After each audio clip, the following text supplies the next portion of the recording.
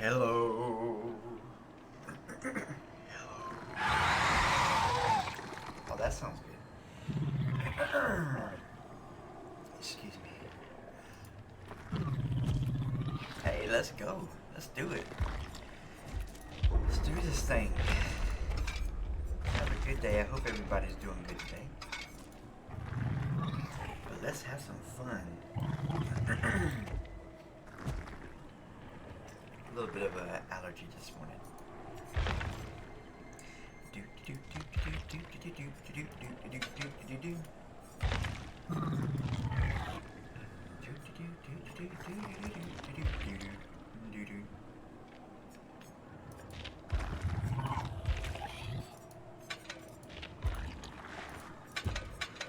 And we ready.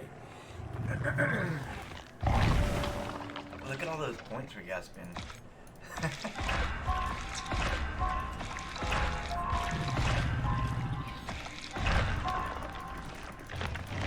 Let's spin them good.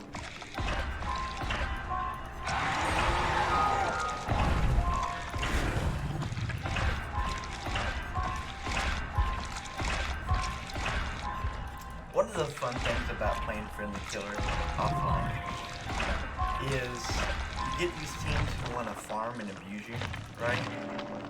These survivor teams. But I run a build that protects me from that.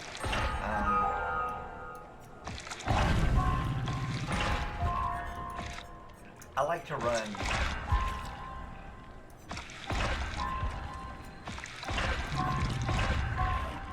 Insidious with Lightborn, and anytime I get tired of a game, I just stop playing. I don't care. Like last night, this Swift sent me to Haddonfield. Yeah, imagine that. And they were really good. I was playing around with them, and then they got really sweaty, right? So I just went and stood on a staircase, waited till the game was over. Like, there's nothing they can do about it. And so when a team wants to abuse you, normally what they're really wanting is they want as many blood points as they can get, and they want to rank up, right? But by me doing that, by me having the perks that I have, means I don't have to play their games, and there's really nothing they can do to bother me since I don't even have sound on when I'm not streaming.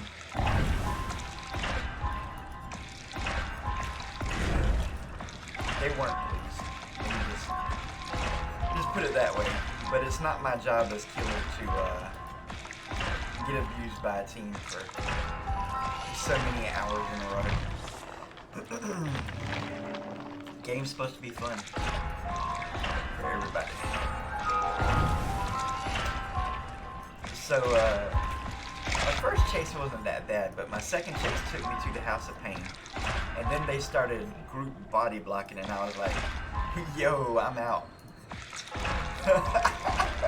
And they were like, surprised Pikachu face. What? That's what they were like. Game number 1. Let's go, ladies and gentlemen. Game number 1. Game number 301. Just waking up in the morning, gotta thank God. I don't know, but the day seems kinda odd. No barking from the dog, no fog, and mama cooked the breakfast with no clod. I can't believe today was a good day. Praise the Lord God Almighty. Let's go. Oh, let's go. I'm excited. Reminds me of a song. Next to loving, I like fighting. I like fighting, it's exciting. Next to loving, I like fighting best. Next to poetry and prose, I like stomping on some toes. Next to loving, I like fighting bears. I don't know what that song's from. It might be from Oklahoma. Ironic that I've never seen that movie, because I've seen clips of it. They're pretty cringeworthy. Let's go.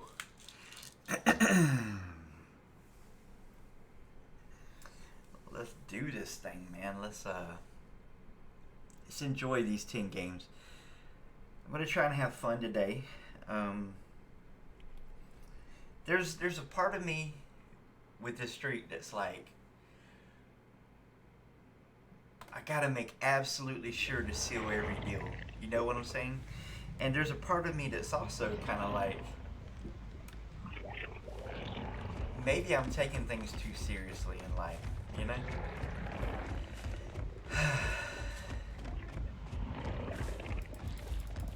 That's okay. You know which part wins. You know which part wins out in that discussion. Come here, sprint burst. How dare you try and evade me, rapscallion, scoundrel, rude.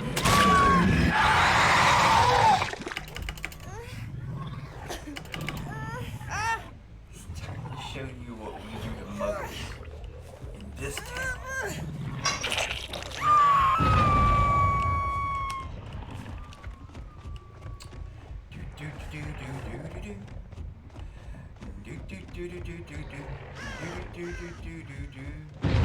Sister's sighing in her sleep. It's interesting that I put one here just to be lazy. How about that? I do like being lazy. It's one of my qualities. Wow, 3 scourge hooks on one side of the map. Really? Really?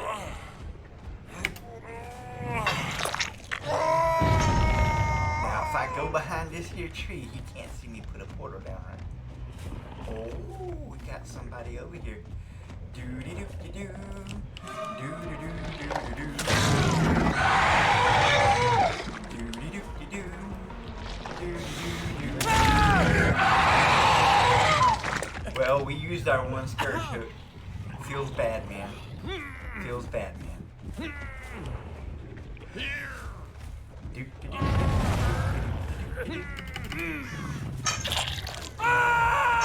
as long as I got pressure and they're not popping gems right and left, I can play nice.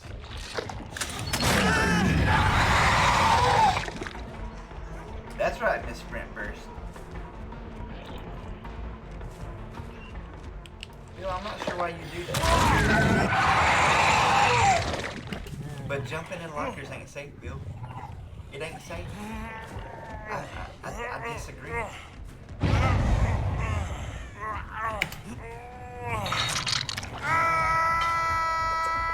Oh, doobie-doobie-doo.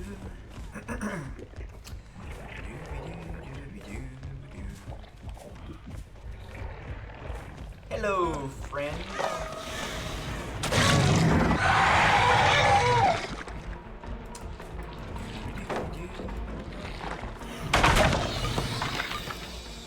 I have no idea how the cake got past me. Let me be completely honest with you. I don't know. But I do want the cake. I have it hooked her in. I don't want her to feel like I don't care. Bro, where's Kate at?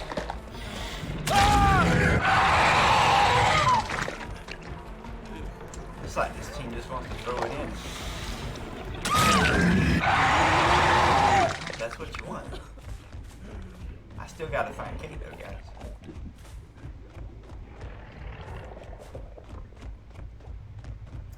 That's one of the downsides of Demogorgon that nobody talks about. When you hit somebody with his M2, it locks in your animation. Wow, you mean Kate was literally right there.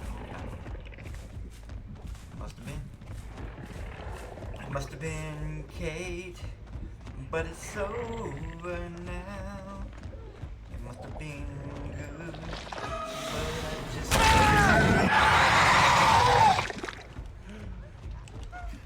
Where's Kate at?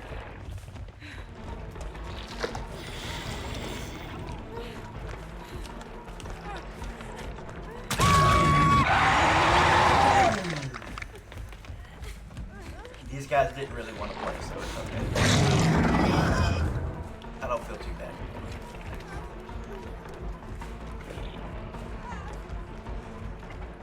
Listen, you can lead a survivor to blood points, but you can't make him take it. But you can't make him take it.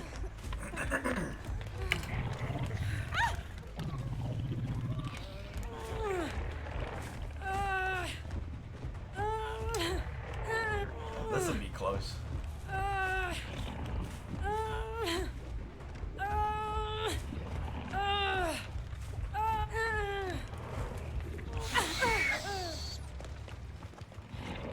Alright, Kate, you're making this difficult. I will just let you all bleed out.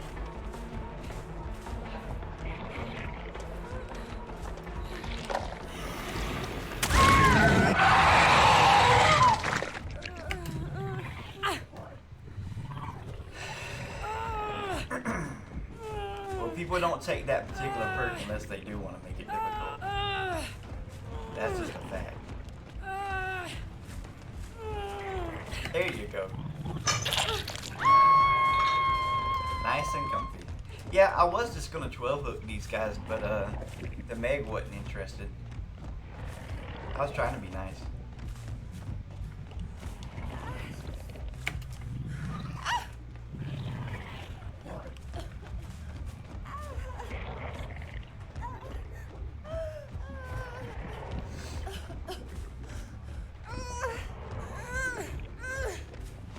It's way too late to start struggling now. You'll never get off in time.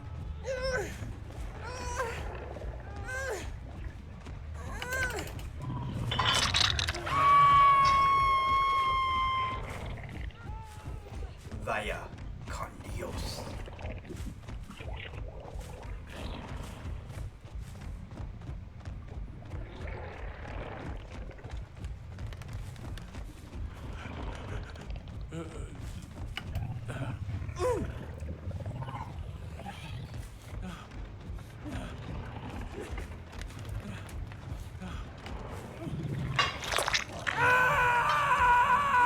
Yeah, that was my attempt to play nice. That was I was trying to be nice guy killer that game. And I'm sleepy. Today was one of those days I felt like I could have slept forever. I'm all the ops, God bless you. How are you doing? Yo, yo.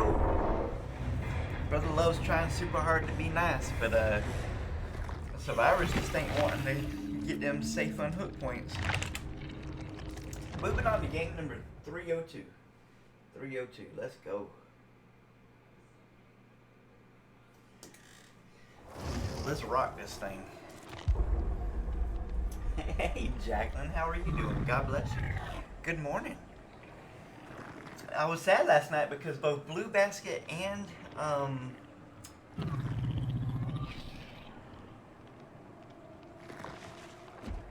my memory is so bad, it just went right out of my head. Nate. Blue Basket and Nate were streaming at the same time, so I had like two windows up going back and forth. I wanted to watch them both. I was like, no. How could this happen? How could both these people be streaming at the same time? I'm recording footage for my GTA video series. Nice. Called Griefing Griefers. Bruh. That sounds off the chain. I ain't even gonna lie. That sounds awesome. If there's one thing I like, it's griefing. And if you can grief people who are griefing, that's called a double whammy. You know what I'm saying? Perfect timing because I just woke up from a nap. Oh. How are you feeling today, Jacqueline? I hope you're getting better. I know it sounds like it's going to be a long road to recovery. It's terrible. It's terrible. Yeah, I literally just woke up. Like, I woke up, it's time to do my job. I might even do some laundry today. My wife's doing this thing where we let the kid open one present a day until Christmas. So, got adult things to do today. Got to do some adulting, unfortunately.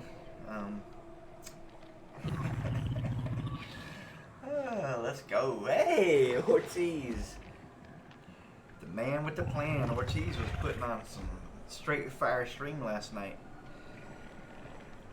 I was watching Ortiz, and I was like, man, what time is it? I gotta go to bed.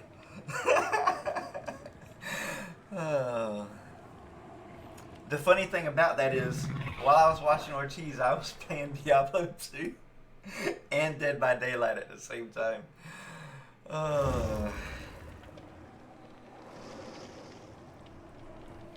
Jamming out to some Christmas sounds last night. Yeah, I'm a big fan of the guitar. Big fan. That's why I like even fake groups like Metalocalypse. I don't know if you're aware of who they are. They're from a cartoon on Adult Swim. Imagine if the Beatles was a heavy rock band instead of a pop band. And imagine if they were in today's time instead of, the 60s. And that's basically the premise from Metalocalypse. And they have a couple of songs with guitar that are just outstandingly good. I mean, it's the same guy who does all the guitars. And he's just so talented. So talented. I can't believe people can be that talented. And the funny thing about it is, he occasionally goes on tour. Man, it would be so cool to go to one of those. Yeah, I know it's a little weird for Brother Love to like Metalocalypse. I completely agree. It is I can't explain why I like guitar music so much. But I do love it. I like to hear a good player here and there. From pretty much any genre, really.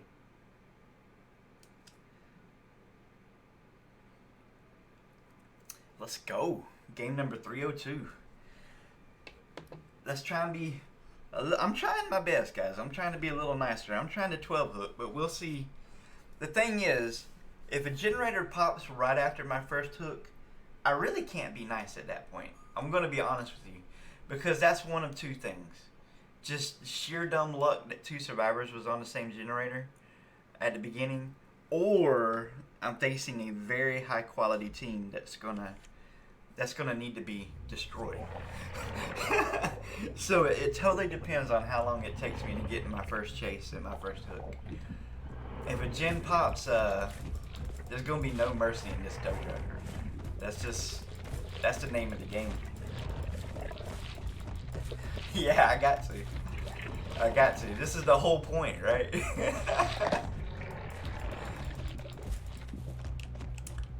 But we passed 250, and if I can be honest with you completely, 250 is 100% acceptable for me. I mean, I've exceeded my expectations at this point. I'm fine with whatever happens in DVD. But I still play like 40 games a day, even if I'm only half-heartedly playing, most of them. It's still nice. It feels good to play a game of DBD and just let people get their dailies done. You know what I'm saying? Be kind to the survivors. Some survivors are really grateful for that. And some survivors always say at the end of the game, I'm going to report, you need to learn how to play the game.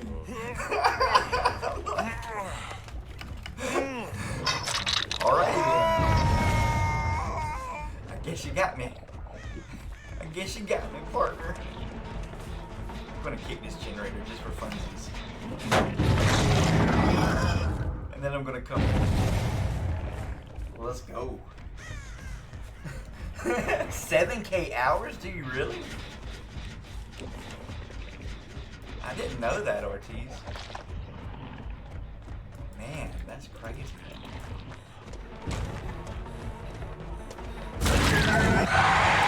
Yeah, I can't remember who it was. I think it was Pug saying that he had like some insane number of hours. Like 12,000 or something like that. I don't remember what he said. But he also said there was people who have like 20,000, and that's That's hard to get. Listen, I'm fully willing to admit that I'm addicted to this game and that it's not quite healthy for me to play this much. But 20,000 is beyond addiction. You are literally living Dead by Daylight at that point. Yeah, he's the #1 at Escape. There's no doubt about it. Angry Pug is an amazing survivor. There's no question. The best survivor.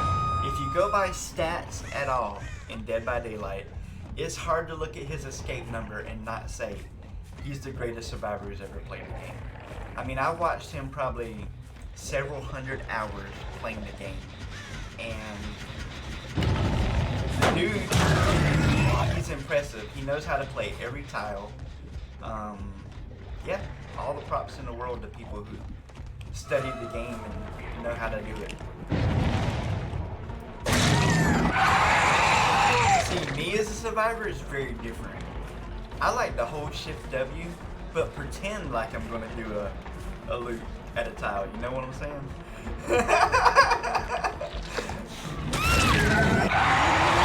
I like to give off the vibe that I'm gonna do it and then not do it.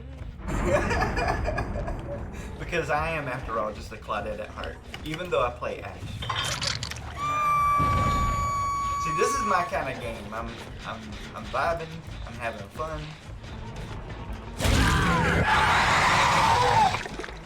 I'm not being too serious. Generators are not getting done. The perfect type of game right here.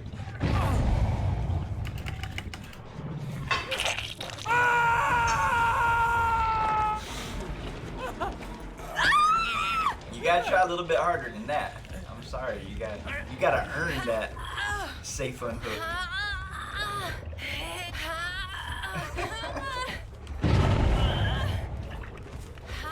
Don't feel bad for her, guys. She floats like a duck. And she turned me into a nuke. I got better.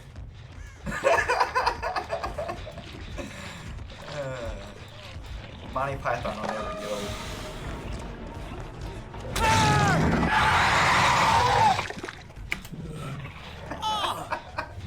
The guy's taking his father to the wheelbarrow. The guy's ringing the bell. He's going, "Bring out your dead," because you know, it's like Black Plague times in medieval Europe, and he's carrying his father, and he's trying to convince the guy with the wheelbarrow to let him put his father in there. It is such dark humor. And his father says, "I think I'm getting better." And he says, "Shut up, you're not fooling anyone." And he says, "I think I'll go for a walk now." Man, Monty Python is just... it's outrageous. It's outrageous. I'm pretty sure he's Death Hook at this point. I should probably just slug the last ones. But I'll hook him and then slug. Alright. Somebody came this way, I know it. Where you at, Bill? Bill, you know how lazy I am? I don't want to check all these. I'm so lazy you wouldn't even believe it, Bill, if I told you. That's how lazy I am. Okay, now if you're gonna wiggle, I'm gonna just set you down. Alright? We'll settle this later, me and you. Alright, we do have to find you, thing. I know you was over here at one point.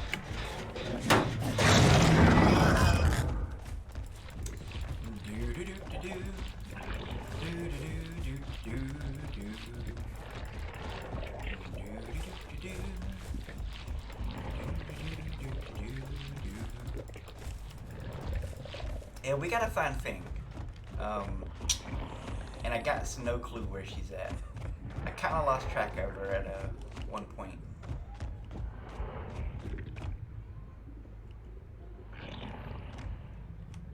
I used to watch Fun Goose play Dead by Daylight. He is what I would consider if anybody was better than Angry Pug at Survivor, it would be Fungoose. The difference being that Fungoose is also an amazing killer, man. Look at the baby bunnies, Daddy. They're so cute. Wait 1 second, baby. Let me. Oh, they're so adorable. There's a cream color. He's cream and caramel colored. Oh, I love him. I'm gonna pet it in just 1 second. All right. Well, I'm gonna pet Peanut in just a second. Oh my goodness. They're so cute. Oh, they're so plumpy. They're so plumpy. Yeah, she said they're huge. I'm like, Yeah, they are. they're escaping the cages. Give Daddy just a second. I gotta. You're so cute. You're so cute too. I know. I'm about to. Oh, you're so cute. One escaped from Buttercup's cage, but it never escaped again when I did that. Oh, really? Honey's had one escaper. Wait, don't leave. I'm almost done. So I put him back in, and it hopped out with basically 3 of its buddies. So now there's 4 out there, and then when I came back to them later, there were all 6 of them. Well, it's that time of they're at that age now where they can pretty much leave the cage. Yeah, and one Buttercup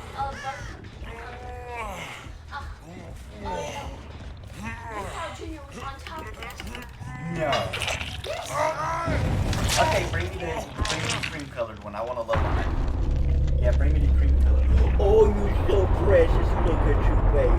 Oh, I wish you guys could see this. In case you didn't know, there were baby bunnies and they're the Oh, you little fluff ball. It's like holding a little mogwai in your hand. Yeah, it's like. Don't get away. Don't introduce it to sunlight. Oh no, my gosh. And don't feed it after midnight, even though time is different in every part of the world. Yeah. So basically, you could never feed it. Yeah, it's a very obscure rule, isn't it? Like, I was... GG. There we go. Moving on to the next thing. Basically, you're not allowed to feed them ever. Oh, you're such a cute little bunny. Oh, it's scared. Look at It would have this been funny baby. if the dude said, what time zone? It's super important that you pet your baby bunnies every day, guys. So that they don't grow up not like... Yeah, so that they're tame and docile and want to get petted. Bunnies are very curious, but they're also very nervous. Oh, you're so precious. Yes, you are. I love you. Got a good cat. Oh, you little sniffers, though. Look at you. Emma, look at this cute little bunny right here. Introduce you to Emma. Oh, Emma licked it. Here, take it back. Daddy's got a screen, baby. Emma licked it. Yeah, Emma licked it. Here, be careful. It's gonna run for its life. There you go. I always think these are the girls. Because they just look like the girl colors. Okay, Vamoose. Vamoose. Love you. Oh yeah, me. Yeah, I do have a lot of hours, don't I? It's bordering on me needing an intervention. I'm gonna be honest with you. Let's be completely honest here. I don't know that I play a healthy amount of Dead by Daylight during the day. Oh, it's a good kitty. What's the matter? Every animal comes to me, man. They're like, love me now. You're such a good kitty. But this is the best cat I've ever owned in my life. Such a good kitty. Yep, we went to adopt him because my wife had the blues. We went to adopt a cat from the pound. And there was one cat that had stripes that we really wanted. It was a kitten. And the lady said, well, that one's not clear until tomorrow. And this cat literally reached out through the cage and grabbed me by the shirt and went, meow. And it was the best decision I ever made to keep this cat. This is the most loving cat that ever existed in the world. It's like a dog. It comes to you when you call it. It knows what you say to it. And it's lazy like me. We're a good pair. We're a good pair. Oh, Jacqueline wants pictures. Mamikins, will you take some pictures and send them to me on Messenger? And then I can put them on Discord. Let me go ask her in person. Mamikins.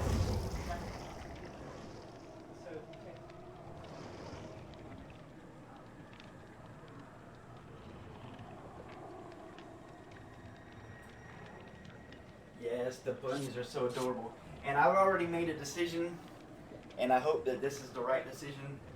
But we're just gonna love on this batch of bunnies, and we're gonna fatten them up and get them ready, and then we're gonna release them into the wild. And I haven't decided. Plan A is I could modify my backyard just a little bit to prevent them from escaping, and I could just let them live in my backyard. That's plan A. And plan B, I could just take them to a safe place and release them in the wild, nice and strong. But I'm not gonna use these for meat like I normally do. Maybe I'm getting more tender-hearted in my older age, but it really broke my heart the last time. You know, maybe I'm just getting old and sentimental or whatnot. And also, the main reason that we started doing it is because when the corona hit for the first time, there was a lot of fright in the world about food scarcity. And so when we got the New Zealand's originally, you know, it was for meat production. We've gotten over 200 pounds of meat from them. But things are a little bit better now than when it first happened. I don't know. I'm not sure what the right decision is. I'm going to be honest. I'm just going to have to pray on it. Let's go. Game number 303.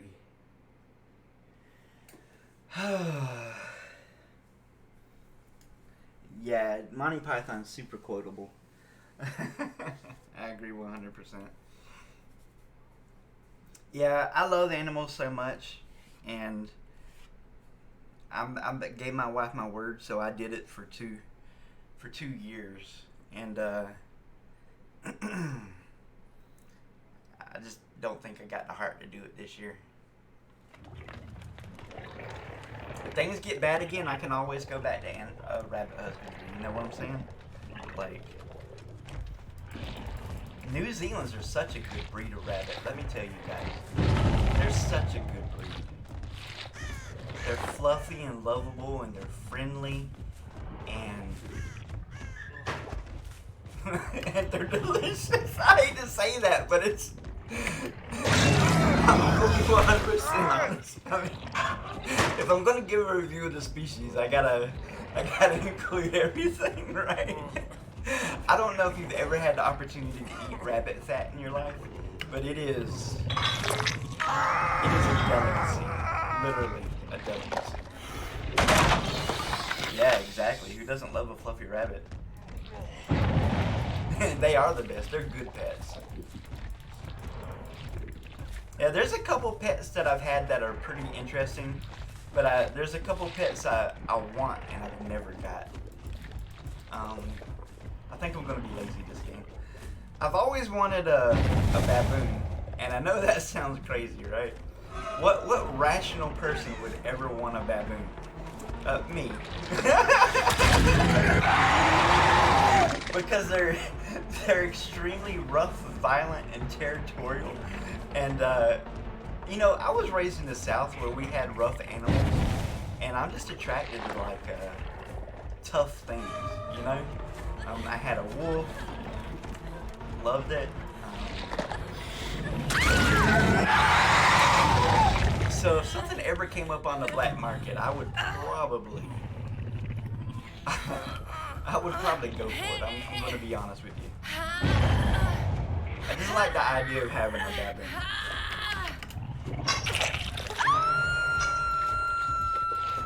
We got to be careful this year because I let Bill go, which was kind of a stupid decision on my part. So we got to be careful.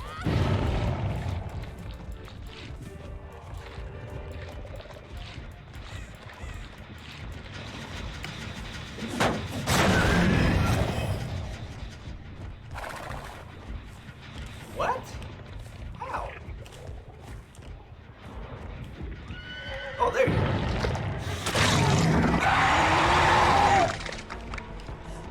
I just saw her, literally, so I was like, how did you get away from me?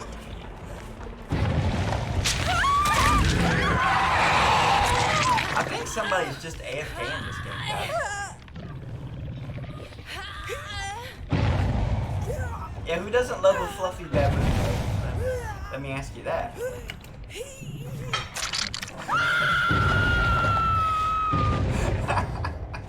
So Michaela's death hook. Oh man, why did you guys save this dude who's just AFKing the whole time? So irritating. There's death hook Michaela.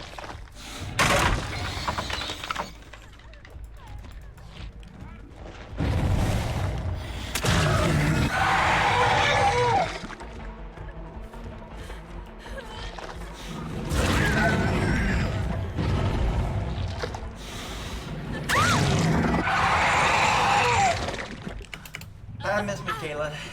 Have a good day. So, the reason I've always wanted a baboon is a weird story. I know.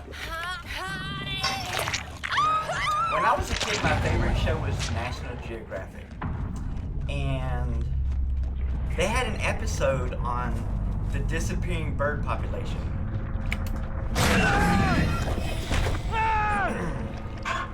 And I think they were flamingos, right? I think they were flamingos. So here's what happened in the episode. There were millions of flamingos on this lake. Millions. Like, more than you could possibly imagine. And there was baboons who would come to the lake and they would drink the water, right? Baboons being mostly, according to the show, lazy foragers. And, but one day a baboon got bored and killed a flamingo, and then you should have seen it. It was the funniest thing I've ever seen in my life. It picks up the chicken wing of the flamingo, and it puts it in his mouth just like to play with it, kind of. And then it looks around, and then it goes, nom, nom, nom, nom, nom, nom, nom, nom, nom, nom. Like that, like it had just discovered the greatest thing in the universe. It was so hilarious. But the next thing that happened was you see like the entire, whatever they're called, I think a group of baboons is called a murder. Anyway, you see the entire murder of baboons running around, eating all the flamingos. It was hilarious. So there went from like 1 million flamingos on the lake to 0 flamingos. Not even joking.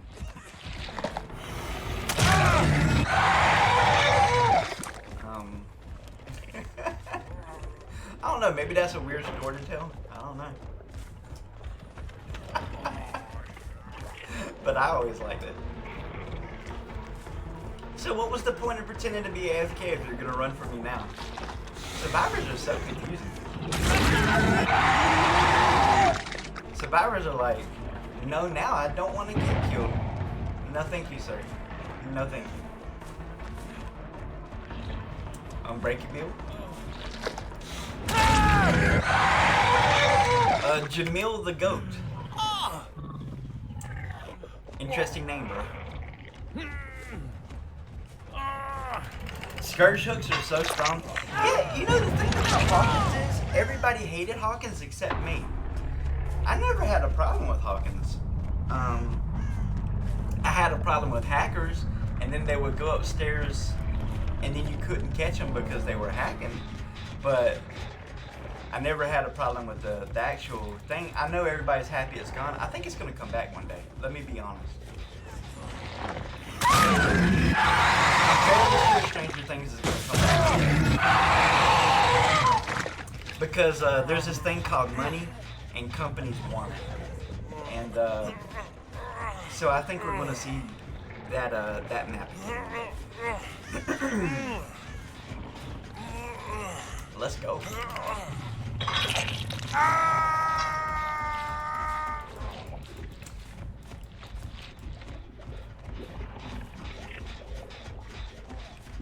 Alright, I'm about to look on messengers and post, I'll post the pictures to your Discord, Jacqueline, if it'll let me.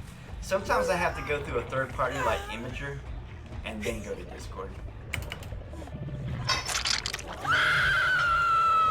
Alright, GG's guys. Game number 303 is done. We're moving on to 304. Let me grab those pictures real quick. Yeah, I don't know why Discord has like some kind of a limit on the amount of information.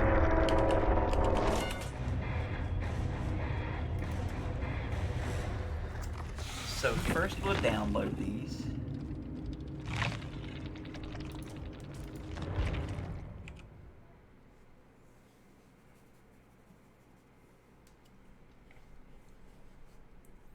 Let's go. Do two things at once, like a professional. Let's see. Save image as Bunny 1. Now bear in mind we got like a ton of bunnies out there. I think we got 9 or 8. I don't know. It's a lot though. Save image as Bunny 2.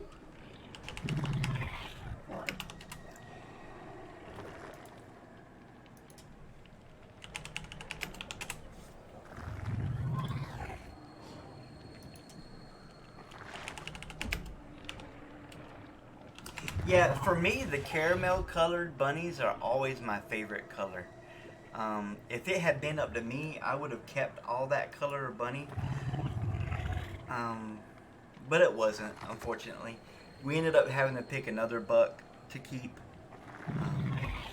Mainly because, and I don't know if you guys know this, it's incredibly hard to sex a bunny. And what I mean by that is to tell what gender a bunny is incredibly difficult. So I ended up being able to tell for a moo cow, so we kept him. Okay, let's do a new post. Drop some images.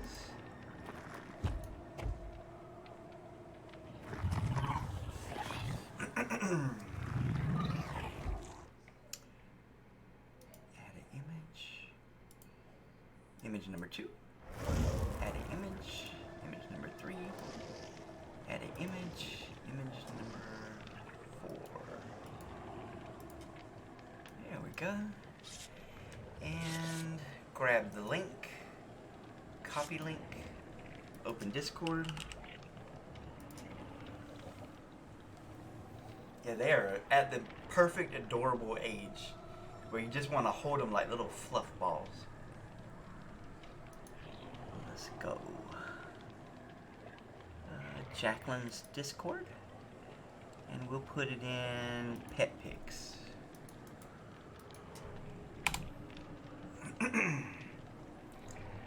It's only showing one picture. Why? What did I do wrong, Imager? What did I do wrong? Copy this link. Paste. Copy this link. Paste. And copy this link. And paste. It's a lot of work when you're moving from different platforms to different platforms. There we go. There you go, Jacqueline. That's our adorable little bunnies. Some of them. Let's go. Game number 304. And these ones are going to make it. So let me tell you the sad thing about rabbits. Most people don't know this. Wild cats and wild rabbits typically only live 2 to 3 years in the wild. So when they live with me, they can live 5-6 years, you know.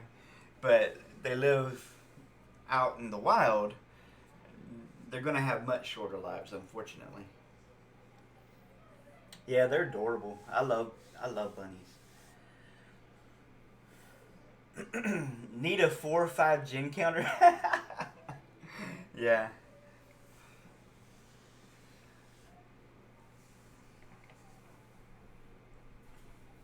I don't know, because I face camp a lot, Ortiz, I end up not getting a lot of 5 gens. I'm gonna be honest with you. And I'm hesitant to always play nice because I'm gonna be playing nice one day, goofing around with a team. This is what always happens to me. It happens to Hexy too. You're playing nice, you're goofing around with the team, and the next thing you know, they've prepped all the generators and then you lose the game, right? I've had that happen to me several times in the past, and it doesn't feel good. It doesn't feel good. Survivors are very smart, and they're very coordinated, and I give them all the props in the world for it. Because I am not those things. I'm a very simple killer, and it's very possible to beat me. The only reason that I do as good as I do is because I keep my builds simple and my win conditions simple.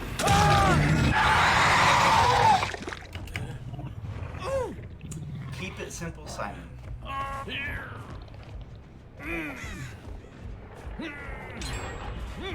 Check that out. Generator already done. Wasn't even the one I thought they were doing.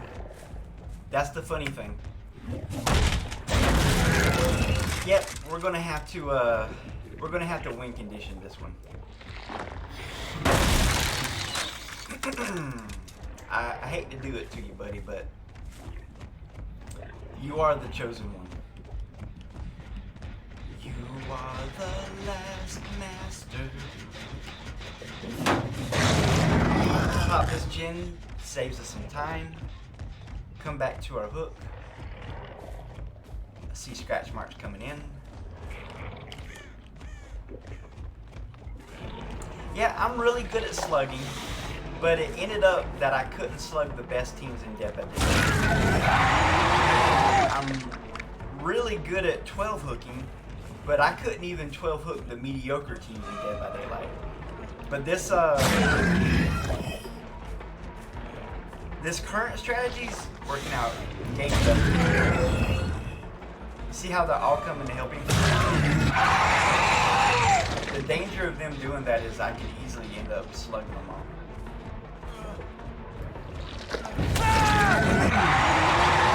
Gonna go put him right back on the hook. Yeah, this is my win condition. This is obviously a well-coordinated group. And we're gonna need every advantage we can get.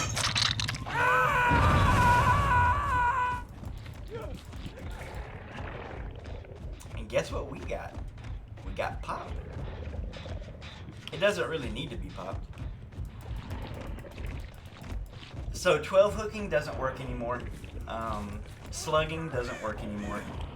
The only thing that even comes close to working is this.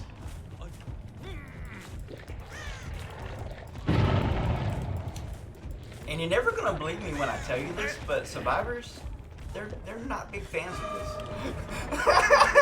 They don't like it. And I wish that I didn't have to do it. I wish Dead by Daylight had not added boom totems to the game, because 4 months ago, I could have 4K'd almost any team 12 hooking. That used to be my favorite thing. I used to love the 12 hook team. You just can't do it anymore. Most of the time, by the time you've 3-hooked a single survivor in high MMR, the game is over. Like, that's how quick games go nowadays.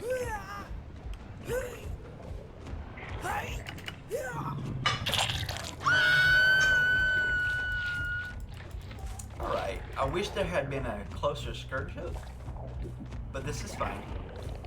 I suspect somebody hooked there.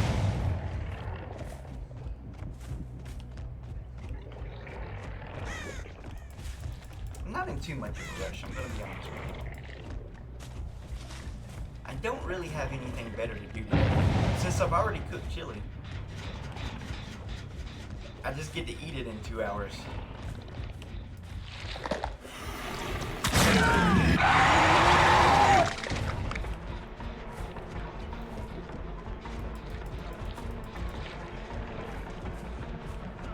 But this team was on multiple generators as I was doing my first chase. That's not the sign of a team that needs mercy. That's the sign of a team that I need mercy from. They're a quality team.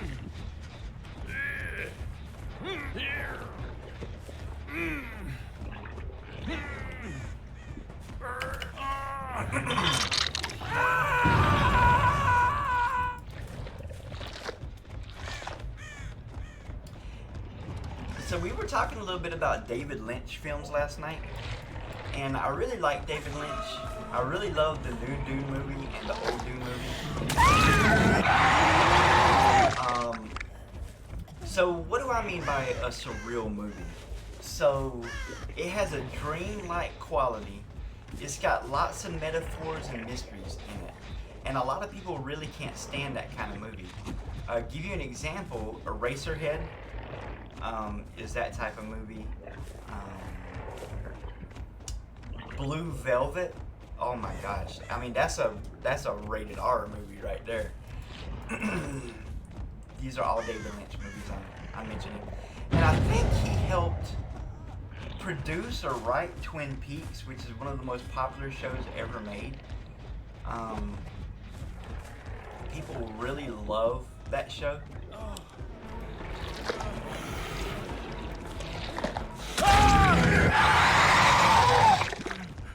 So David Lynch is pretty famous for writing mysterious content. But the point of Mulholland Drive, if you actually figure out the mystery, is the same point as the movie Starry Eyes. And the point is, there's a terrible disease in Hollywood called the casting couch. And it ruins actors and actresses' lives.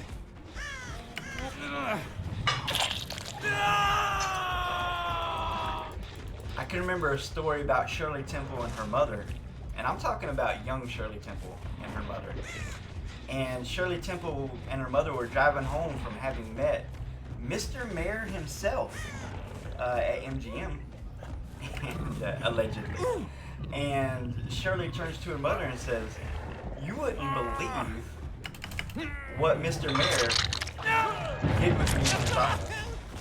And her mother turns to Shirley and says, "You wouldn't believe what the vice president did with me in his office."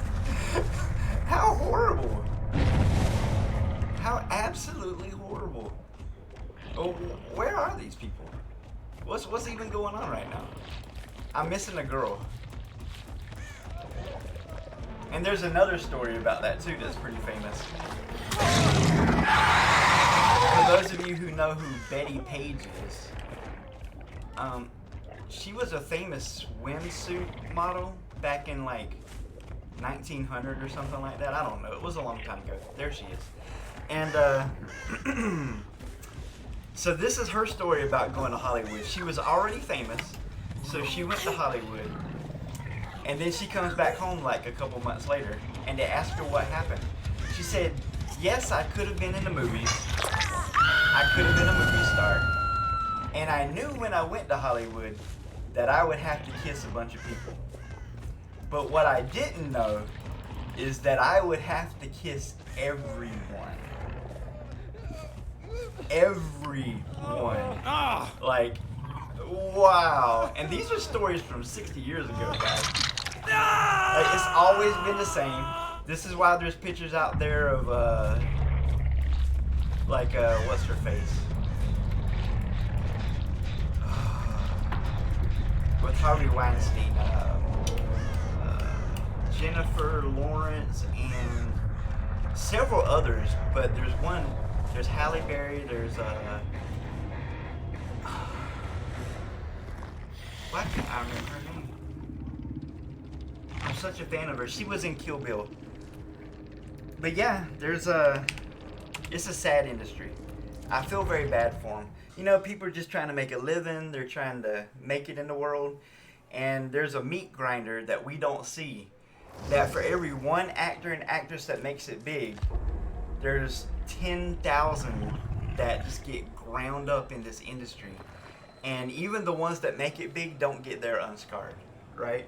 It's a very sad thing. Yeah, Uma Thurman, that's it.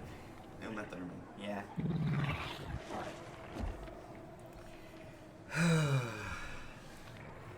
And I have a lot of sympathy for people who get put through that kind of thing. It's very sad. But let's go. Game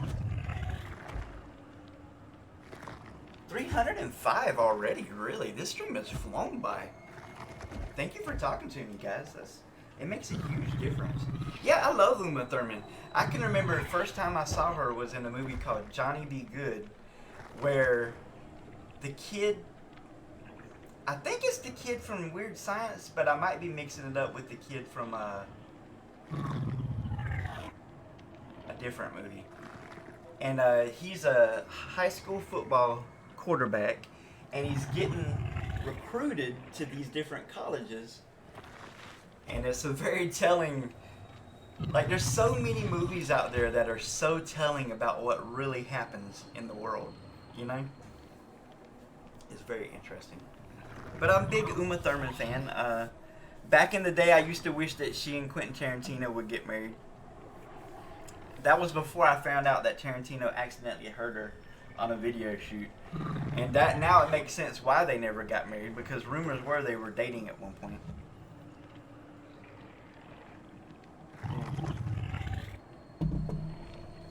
He had her drive the car for this scene that I don't even know if it's in the movie or not. And where they should have had a stunt person, she did it, and she lost control of the car on the sandy road and hurt her back. It's very sad. Like Louisville basketball recruiting. Yeah, like, we all know what goes on in football and basketball and all those sports. We all know there's payola involved. I mean, and I'll be completely honest with you, I believe they should get paid. I believe if you do work and people love you or love your team because of your work, you should get compensated for it. And people say, well, they get a free education. And they might. And they might get a free ride in classes too. They might get their grades just automatically, you know. I know how higher education works. Sure, they get the free education. But have you applied for a job with a bachelor's degree recently? Like, I have, and let me tell you something.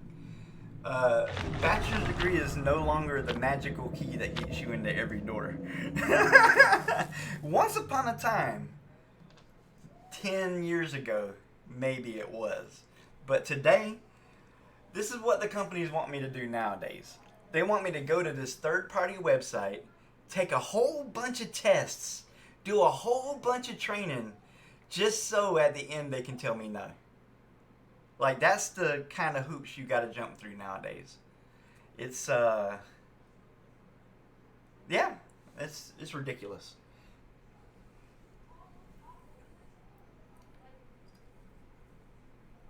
It does. That's your amen, Jacqueline. The Bible says that too. It says, think on the good and the beautiful and the positive, and you'll be a much happier person. And it also says, with much wisdom comes much sorrow. So there's both sides of the coin right there in the Bible. The more you learn about the way the world works, the sadder it makes you. The more oblivious you intentionally are, the happier your life is going to be. Absolutely. Absolutely.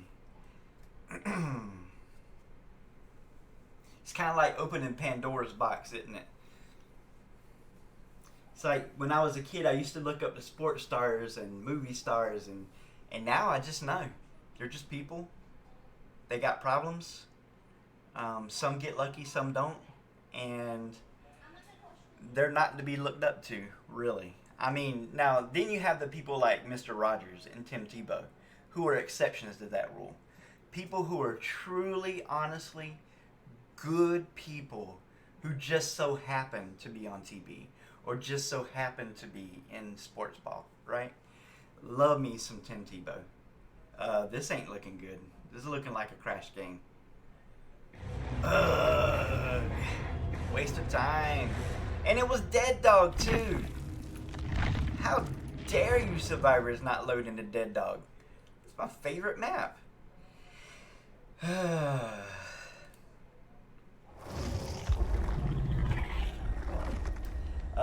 That Yukon girl got a huge deal with Gatorade. Oh, that's nice. Yeah, I don't have cable TV anymore. That doesn't mean that I won't in the future, but we're going on like 5 years now without cable. We do subscribe to things like HBO Max and Netflix occasionally, so we can catch the latest. Like The Matrix, super excited about The Matrix. My only fear, this is my only fear, and maybe it's not the worst thing in the world, but there's this new theme in Hollywood where we subvert expectations, and instead of the guy being the hero, there's a girl who's not only the hero, but can do everything better without even trying, and has no hero's journey story arc. And I'm not a big fan of that. I'm going to be honest with you. Not a big fan of that particular type of plot device that's being used nowadays. And if they do that in The Matrix, which the trailer sure makes it look like they're gonna, I'm a little worried. How will I react to that kind of thing? I mean, Neo's name is literally one. He's the one, right? Literally.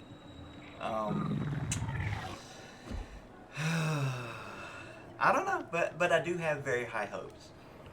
I like the idea of the way the Matrix is headed to a real world, like he's a movie star, the Matrix was a movie he did, like, I like all that stuff. We'll just have to see how it turns out. I'm not a fan of anybody being super all-powerful and not having a story arc. That's why I've never liked Superman. Never liked him.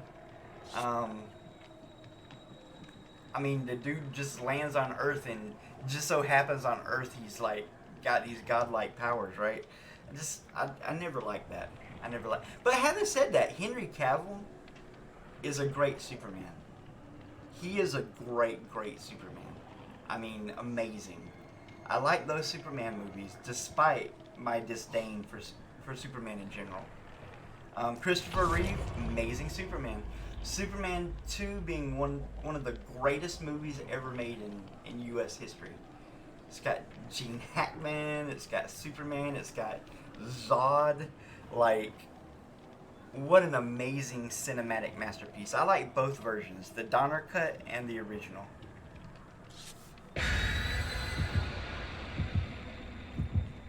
Yeah, you don't like those movies? Hey, I completely get it. I get it. I understand 100%. That's an opinion I can respect 100%. I like people who have good traits in stories, and then they have vices they have to overcome or they always deal with, because that's real life, you know? That's more like real life. I mean, what's Superman's vice? Doesn't have one.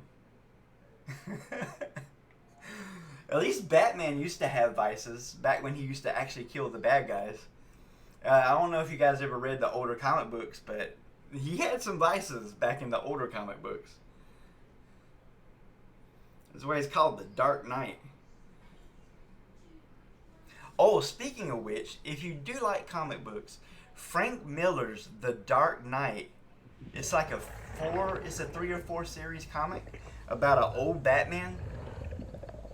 In my opinion, is even better than the Infinity War comics. I adore Frank Miller's Batman. Just unbelievable.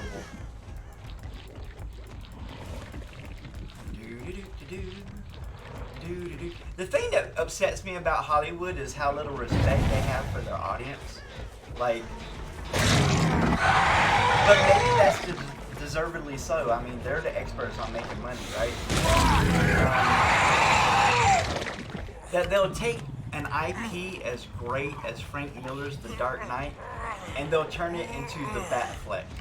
Like, it's night and day how much better that comic book is than that movie portrays. Like, it's not even close. The comic book is a billion times better than that movie.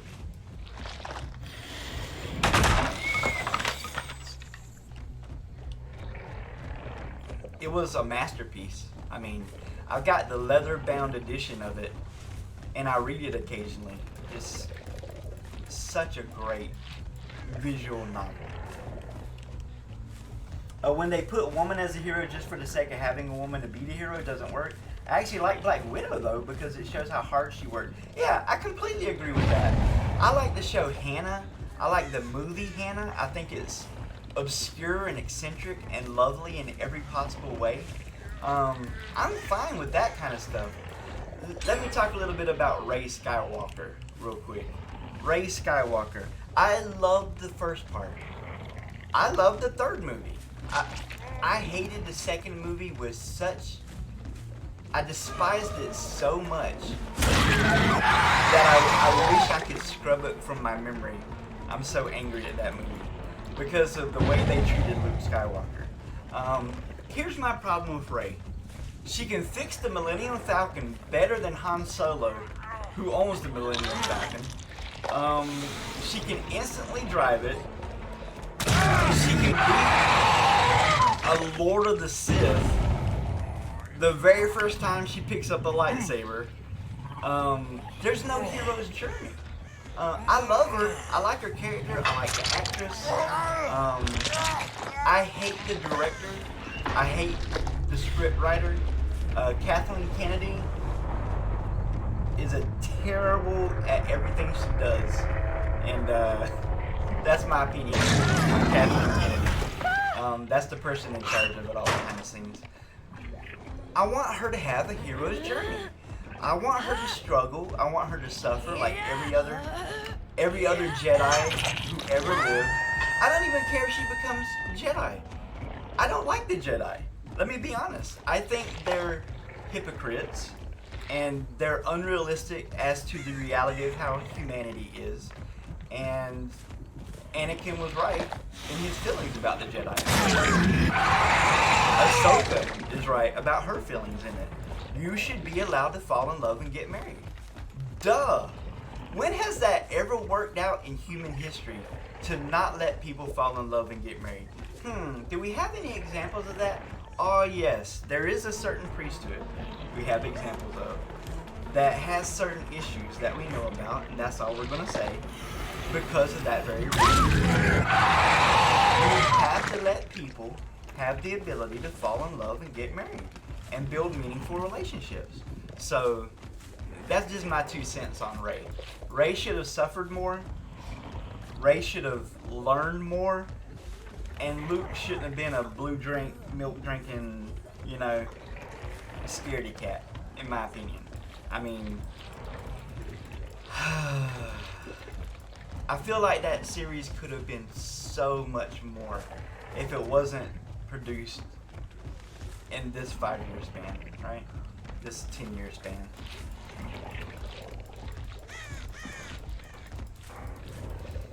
But I love strong female roles. I mean, think about it. Nightmare on Elm Street. Halloween. The greatest female character in any movie ever written. Candyman. Super strong female roles. Yeah, I'm not gonna hook this person until I find out where Lori is. Super strong female roles. And in my opinion, the best final girl ever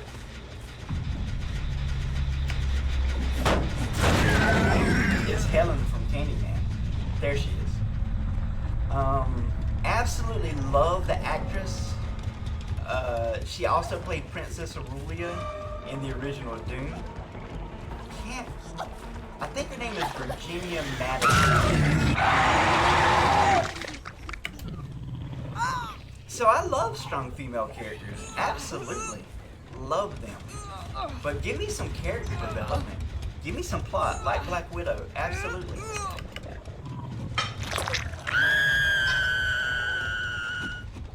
You gotta give me something to get excited about and to want to see that person survive, Like in Texas Chainsaw Massacre, she had a hero's journey. And despite the reputation of it, there's actually very little blood and gore in that movie. And it's one of the best paced movies ever made. Toby Hooper, his pacing is like, as a director, it's unbelievable. The movie flies by and you can't tell. That's how you know if a movie's well made. If it feels like the movie lasted 30 minutes and it lasted 80 minutes, it's a masterpiece. I mean, honestly.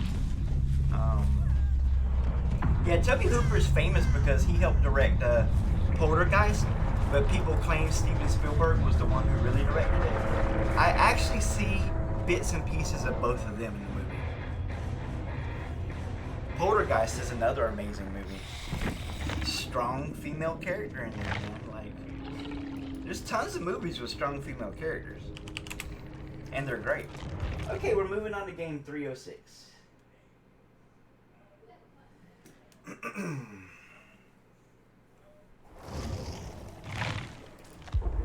If there's one thing that Brother Love likes, he loves to watch movies. I love a movie that on the surface tricks me. And I'm going to give you an example. Movies that on the surface trick me. The first time I watched Saw, on the surface it looked like one thing and it tricked me. The horror movie, The Audition. Don't watch that movie. Don't. It's very. It's surreal, like a David Lynch movie, but it's very violent. Don't watch it. But it tricked me because the premise of the movie is there's this evil woman out there who goes around killing and torturing men who lie to her. She gives them a chance, and if they lie, she tortures and kills them, right? But that's the bare surface of the movie. If you actually unravel the movie, this is the whole point of the movie. There's this class of women out there in Japan who men will casually take advantage of, and when the morning comes and you got buyer's remorse, who's the one that gets the boot? That poor girl, right? That's the whole point of the movie. It's actually buyer's remorse. And up until the point in the movie where they go on a date and the buyer's remorse happens, that's the actual movie. Everything else is just a bad dream he had while he was asleep that night.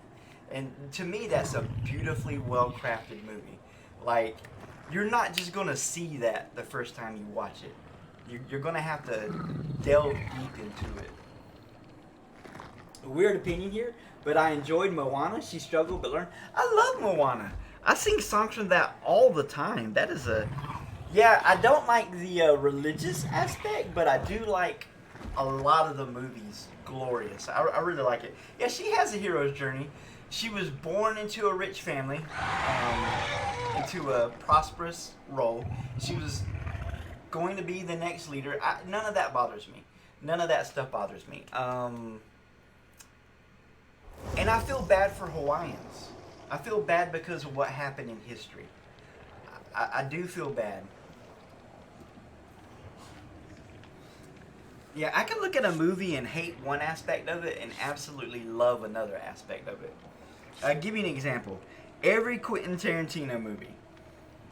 Love them. I hate the cursing. I hate all the cuss words. But you talk about somebody who writes dialogue like real people talk, he does. That's the kind of conversations that real people have and want to have that are in his movies. He's a wordsmith. He's a guy who was a video store clerk who got in good with a very bad person and became a director. True Romance, one of the great romantic thrillers ever made, written by Quentin Tarantino and should have been directed by Quentin Tarantino. It has every hallmark of Tarantino. Yes, heavy cursing. And the reason I don't like it isn't because it offends me so much, as because I grew up in a very rough place, is I don't want my daughter to hear it, and my wife will absolutely turn off from a movie like that if it's got that kind of stuff in it. So if I want to spend time with my wife and daughter, I got to be really careful about the movies I pick. And sometimes I'll pick a movie I know has cussing in it, But if I know where it's at, I'll just hit the forward button real quick, like 30 seconds. Give you a perfect example. Planes, Trains, and Automobiles is a great holiday movie. Wonderful. Steve Martin, John Candy. But there's one part in the movie when he goes to the car checkout desk that turns the movie from a PG movie into a rated R movie. It only lasts about a minute. And if you fast forward through that one part of the movie, it's a perfectly acceptable, family-friendly movie. Yeah. Falling in love, getting married, cool, but the Disney cartoon princess movies, most of the falling in love stories are toxic. Have you seen Oklahoma? I haven't seen it yet, but and I could be misrepresenting it. There's apparently a scene in the movie where a guy smacks around a girl, right? And another girl's talking to her and telling her that it's her fault and he's only showing her how much he loves her. Like, not even joking. I watched a TV show about a scuba diver from the, 60s. And the woman freaks out a little bit at something that takes place. And he just starts smacking her around on the boat. And she's, thanking him and grateful in the thing for getting smacked around. I'm like, this is not what the Bible says at all. What is happening here? Yeah, I'm not a fan of that at all. And it's an actor I actually like. He plays the old man with the bird in Shawshank Redemption. I mean, he can't help it that's just the way Hollywood portrayed things back in the day. But that's horrifying. Yeah. It's horrifying. It shows a callousness and a... I don't know. Let me just say I'm not a fan. Not a fan of that kind of thing. Being glorified.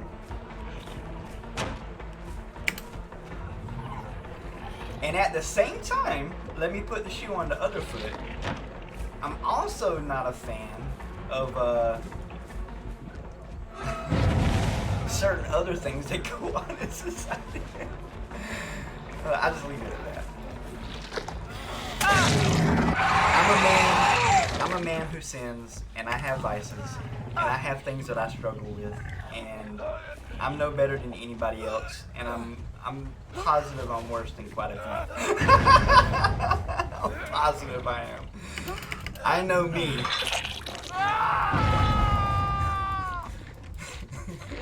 The part of me that isn't mysterious isn't a mystery at all. I'm not gonna chase her. I'm just going for the lazy win condition. But I do believe they touched the generator, so let me kick it.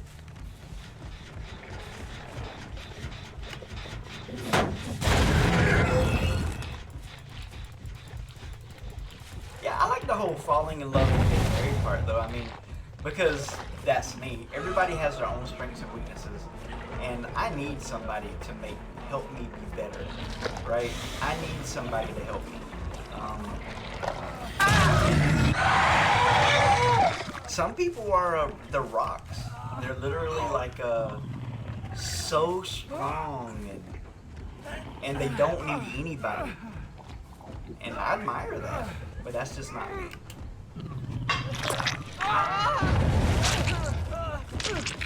I don't mean rocks like in they're bad people. I just mean they're so strong, They're rock solid. My cousin knew a girl, let me just put it that way, and she was the most self-confident person you ever met in your life. And he had a conversation with me once that he wished that it felt like she needed him more, but he was kind of like a accoutrement to her, what she wanted at that point in her life. You know what I'm saying? Like a supporting actor role. You get what I mean? I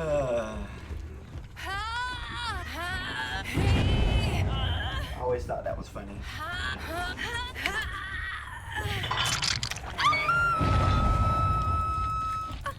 Alright, this is game number 6. We're having a good time. I don't know where the other 2 survivors are, unfortunately. But we'll just take our time.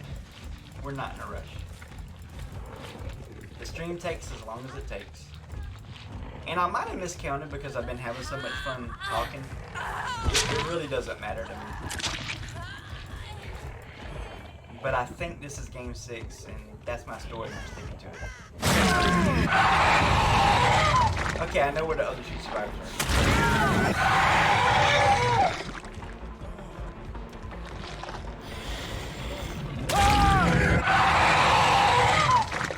That's my story.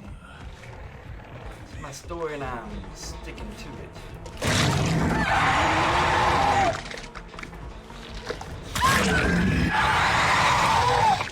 A blessing on your head, muzzle tough, muzzle tough.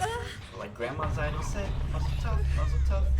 A blessing and a joy, a fine outstanding boy. The tailor mortal comes oil. Let's go. I love musicals. Love them. Love them. It's my favorite thing to watch a movie and it uplifts your spirits. You know, like, that's why I like Moana so much. And that's the, it's kind of the tricky part about movies. I mean, because they're trying to tell you a story and get you to see life in a certain way. You got to be strong-willed enough to enjoy the parts you're allowed to enjoy. But not get swayed.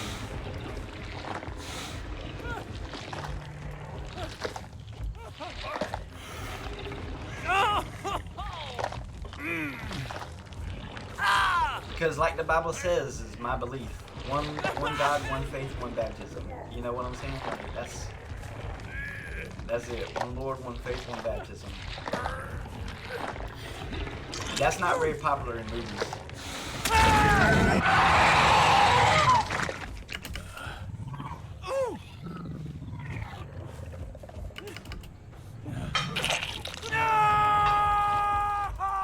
Let's go. GG's. No wonder he took so long. You reckon he knew he had deliverance, or I don't know. That was an interesting Kobe though.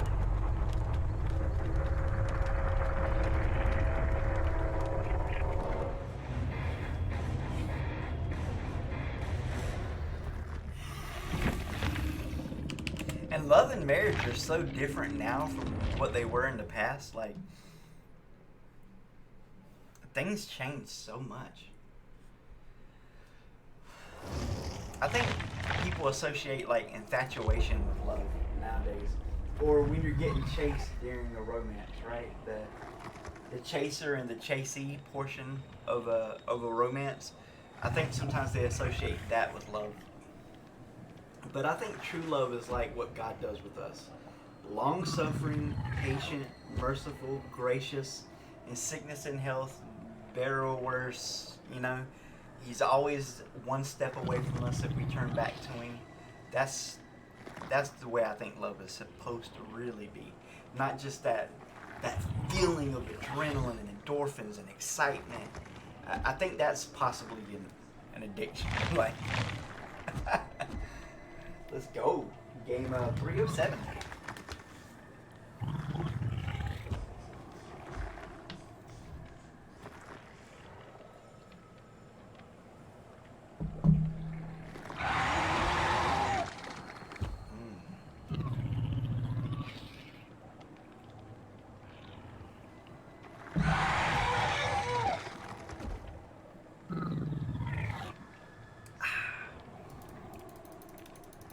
And I love religious movies, and I love movies that have prayers in them, like Conan the Barbarian.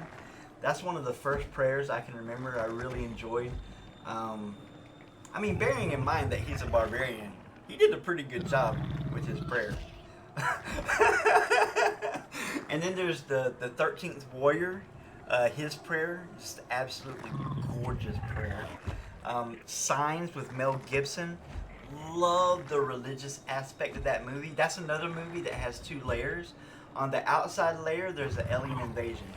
What's really happening in the movie is there's a spiritual invasion by demons. That's the reality of what's happening. It's a story about a man who lost his faith and found his faith. There's no coincidences. God is in control, and things work out to the good of those that love the Lord. That's the whole point of the movie Signs in a nutshell. Like, just adore it. Yeah, let's go. Let's do it. 4 more games. 4 more games and I'll be through. And I'll be glad and so will you. So let's go. I'm gonna be honest, this is the first time I've played this streak and been kind of like on cruise control the whole time. I really have had my brain switched off most of this time just talking to you guys. It's very enjoyable. The game's just kind of happening naturally while we talk about things. Man, that rabbit was so cute. I love the cream colored rabbits. I love the caramel and cream colored rabbits. They're my favorite. Oh man. They're just so beautiful. And you know, rabbits have different personalities too. I know you know that, Jacqueline. I know you know that. Because we got one type of rabbit that's very skittish, standoffish. And we got another type of rabbit that's very like loving and curious. And their babies are very much like them.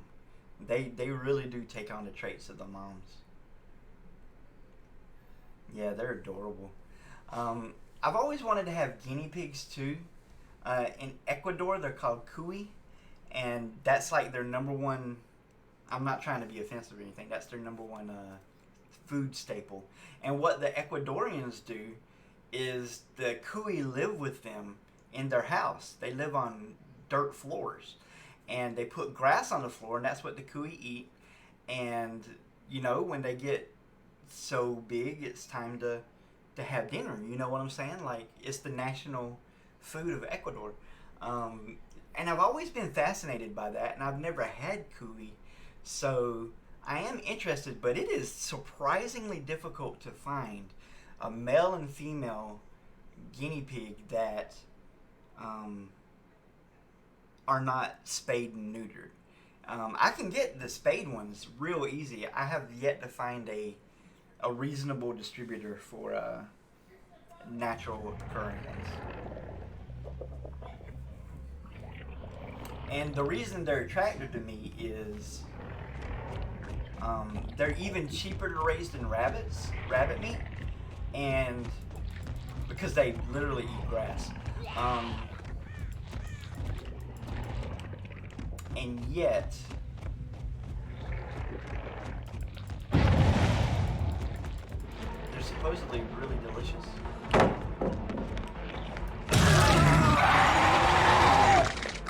This is a map that I've never lost against any team ever. So I'm not too worried about this map. Even the best maps that think they're going to win with boom totems, they're pretty easy to beat on this map.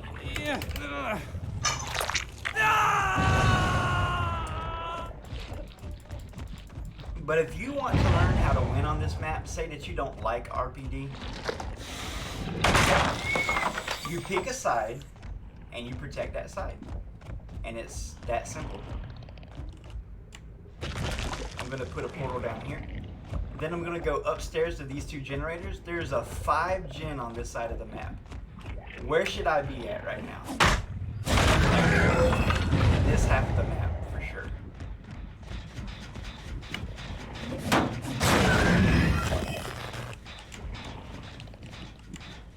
I've actually never seen a 5 gen on this side of the map. This is the first time. It's quite surprising.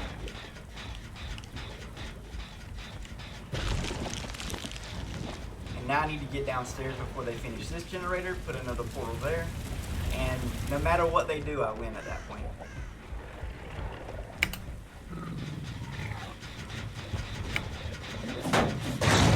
Yeah, I was afraid that somebody was here. I'm gonna have to keep an eye on this.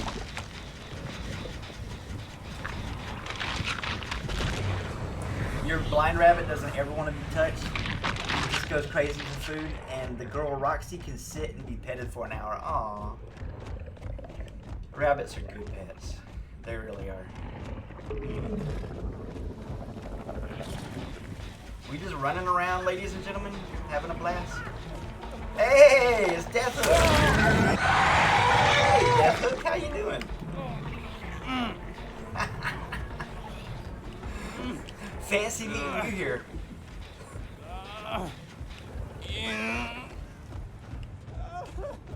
This dude's got the worst luck in the world.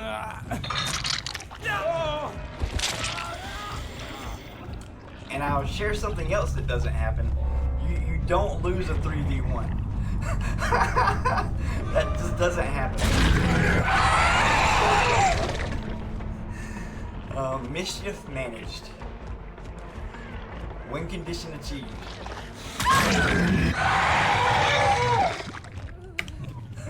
Claudette's like, I don't want to play anymore.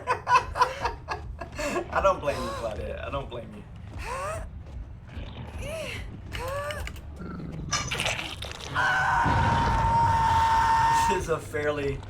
This is a difficult map for a lot of people. It really is. I mean, I'm not even joking about that. People really hate this map. Except for the really good teams and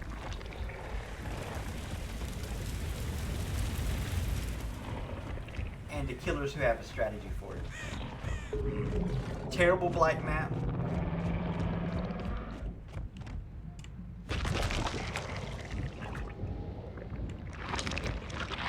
Let's go.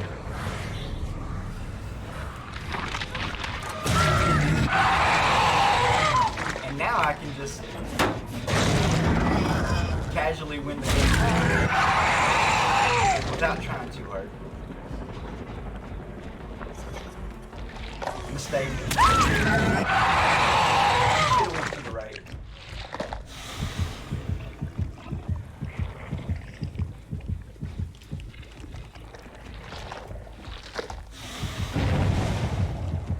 Really? Way over there? Why are you over there? That doesn't make sense.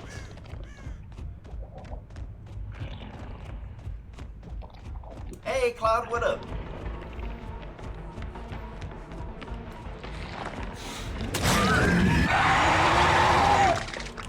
She tried to dodge it, dodged right into it.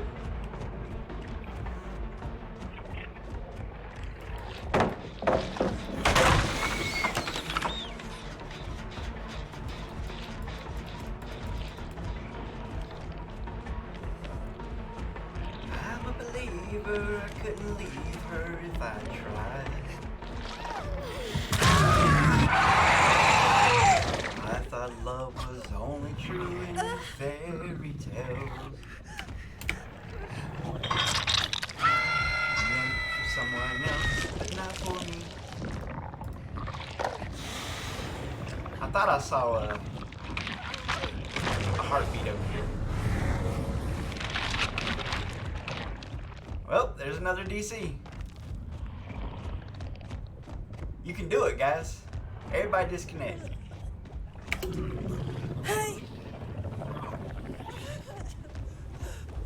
GG's. Hey!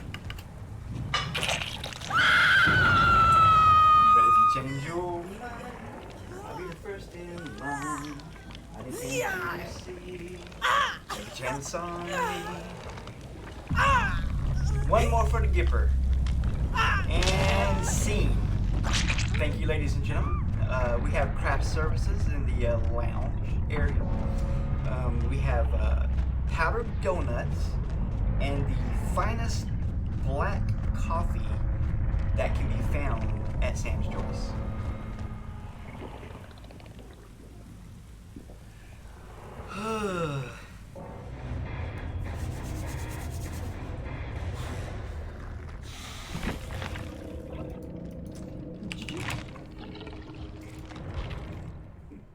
Yep, this is coming up on game number 8.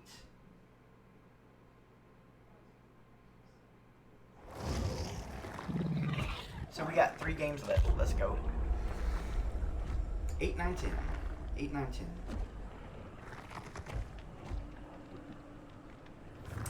spend some blood points real quick. I'm putting all my blood points into demo because I don't have anywhere else to put blood points. I mean, I could put them in Survivor, but let's be honest, I don't play Survivor unless I have to. This is an exceptionally good blood web. Check this out. Maury, Macmillan, these are two of the best offerings, and 3 sunglasses. Like, wow. It's an amazing blood web.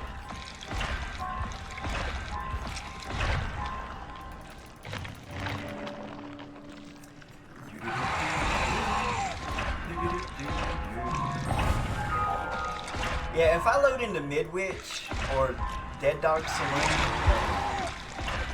or Raccoon Police Department, all my anxiety goes away immediately.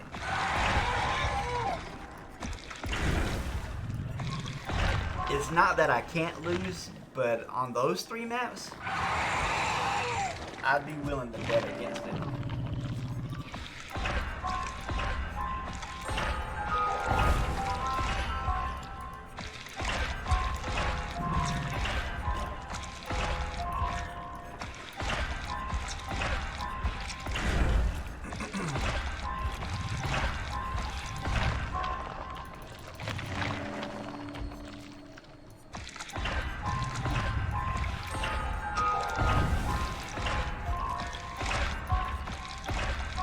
Oh, I'm gonna miss out on a Macmillan. I mean on a Midwich, my bad.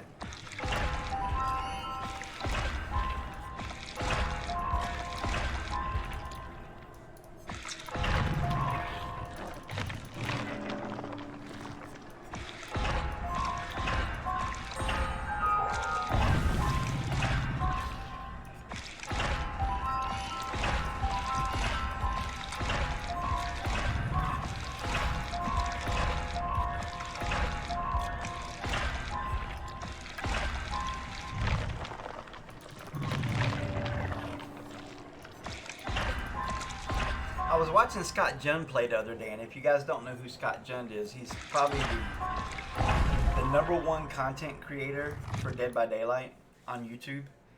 He's a Twitch streamer. He's also one of the #1 Demogorgons in the world. I was watching him the other day, and he went to put on his add-ons, and he didn't have any sunglasses left, and I laughed. Oh, it was so funny. He plays Demogorgon a lot, but he doesn't save up his sunglasses. Whereas I, on the other hand, have 1,000. Feels good. Feels good. Let's go. Game number 8.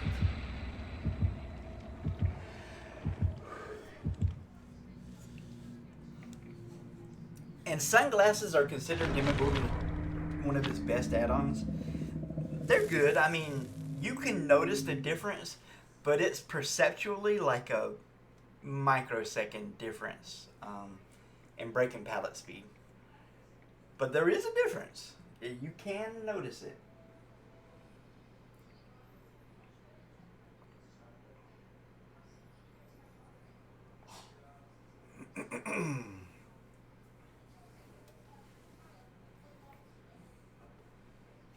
My throat hurts a little today, so I haven't been singing as much as I normally would. But it's starting to feel better as I don't know, talk more or wake up more. I don't know. Have to sing 2 songs before the stream ends.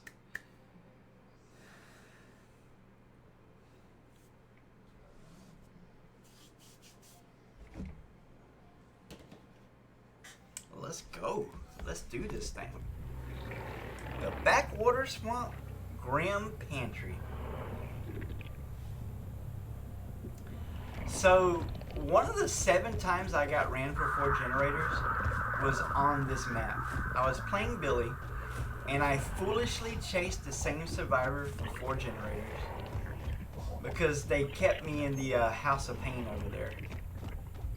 And I learned a valuable lesson that day.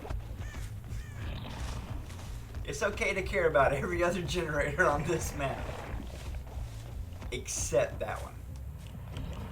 That's a good way to throw the game. That map is nothing but, that generator is so not worth it. I only want to chase people in there when I absolutely have to.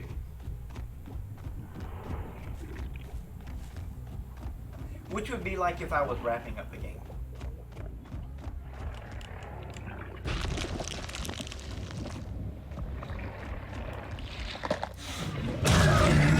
You like that trick? I like that trick. It's not much, but it's something.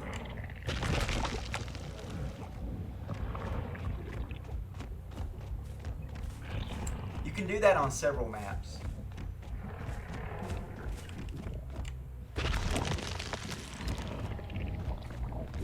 And now it's time to activate portals.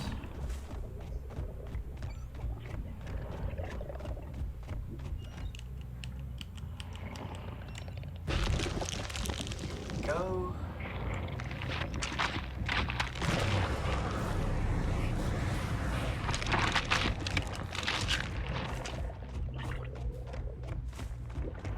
Taking our time, we're not in too much of a rush. They haven't even done a gen yet. Oh, finally! They finally did a gen. Really?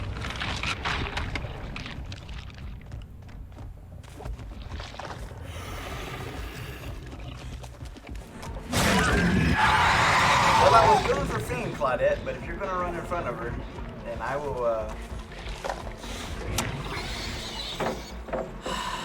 That's something a new patch added, I want to point out. There used to not be hook collision right there, and now it'll make you hit the hook. I despise that, because that was an easy down. Oh, God. Make it as hard as possible for me, DVD, please.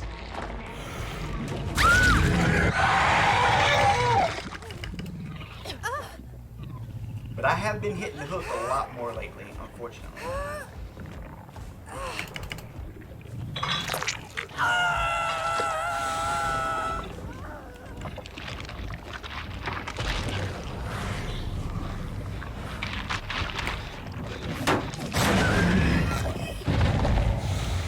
Okay, let's go back for Claudette. We have to count on her for a win condition. It's just the nature of the map.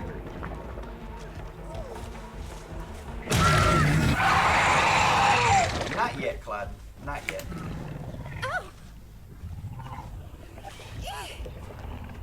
I will make it to a scourge hook this time. That's good.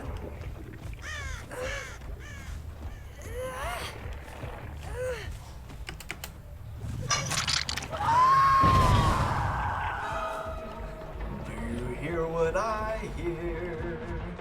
The gin, the gin.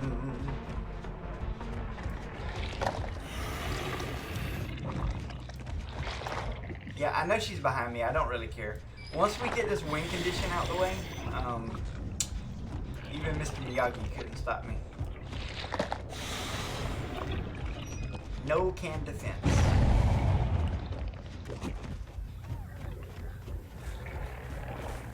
Yeah, I see you. Where's the other Claudette at? Oh! Team effort, huh? I applaud you. I applaud you for your team effort.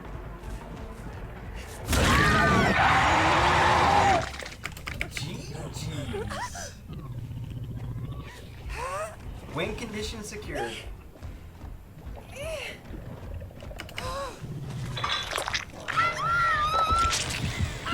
Now we just relax. There's two people up there.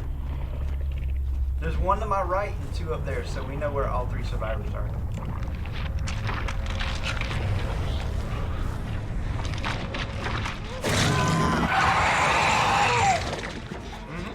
Yep. Kneel before Zod. Absolutely, Lori.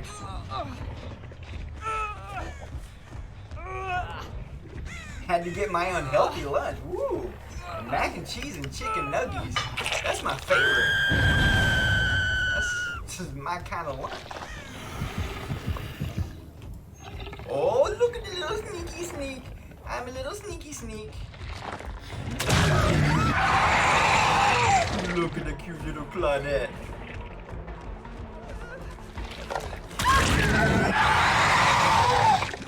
So adorable.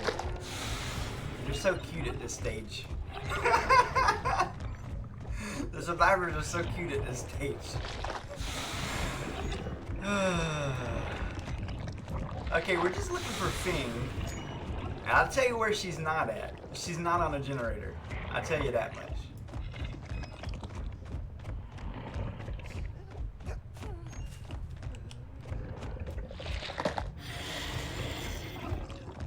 Looking for scratch marks. Scratch marks right there. Did you see what I see? The thing, coming for the save.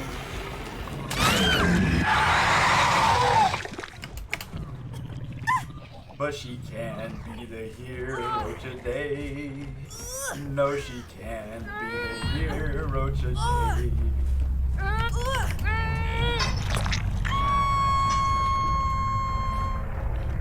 Alright, Claudie Dottie and everybody.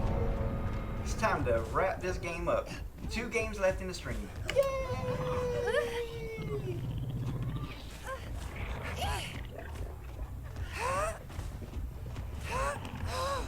GG's. Moving on to game number 309.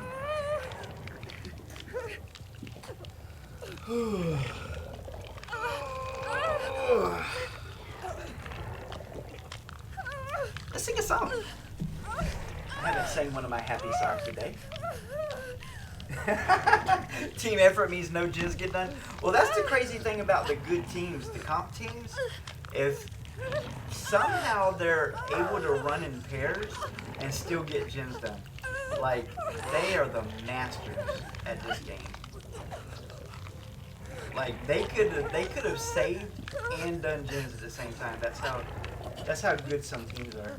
Okay, this is a song I like to sing. It's such a good feeling to know you're alive. It's such a happy feeling you're growing inside when you wake up ready to say, I think I'll make a snappy new day. It's such a good feeling, a very good feeling, the feeling you know that you are alive. It's such a good feeling to know you're in tune. It's such a happy feeling to find you're in bloom. And when you wake up ready to say, I think I'll make a snappy new day. It's such a good feeling, a very good feeling, the feeling you know that we're friends. And I'll be back when the day is new, Lord willing. And I'll have more Demogorgon content for you. And you'll have things you want to talk about. And you'll get better too. Lord willing, praise the Lord. Please help Jacqueline get better too. Let's go. You know, the classiest way to end a song. That's the way you do it. I can't believe I took that. What is wrong with me?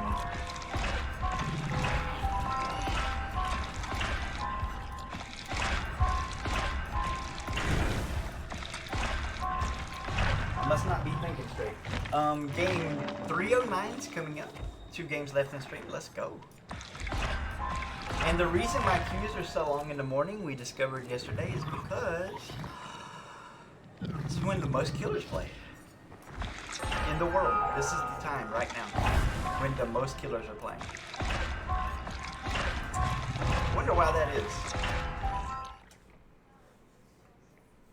I wonder couldn't happen to have anything to do with what it's like to play as killer at nighttime, could it?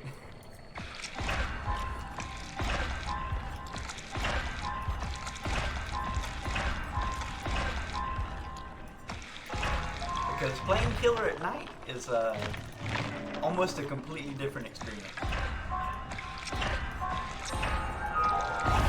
3 of my last streams in the last week were at nighttime, and the quality of teams I faced was significantly different. I mean, it's really not even close how different it was.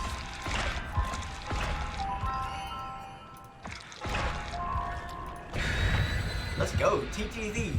K is not that. K is not that, I assure you. You might be good at this game though, but I promise you, you're not that. When I play DBD with friends, if one of us is being camped, the rest of us got 3 or 4 gens on, yeah, while the one on the hook stayed on the hook as long as possible. See, that's smart. That's another technique. There's 2 techniques that I see successful teams use. Technique number 1 is get as many gens done in the camp period. That's very successful. It's good. It's really good. And then there's what comp teams do is they use the buddy system, where one will wait for the killer to just be absent-minded for 1 second and get the borrowed time hook save.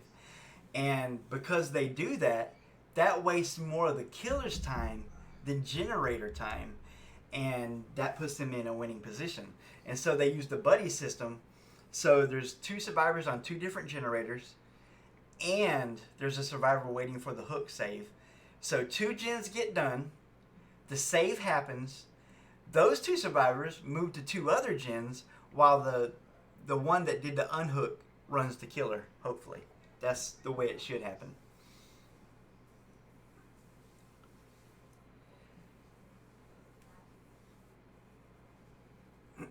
Though most share basic abilities, every killer has a unique power. That's true. I can remember when Legion used to have the unique power of making survivors disconnect.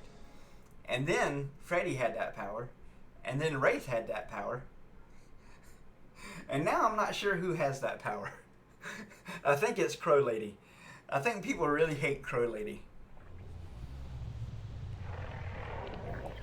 They like to trade that power.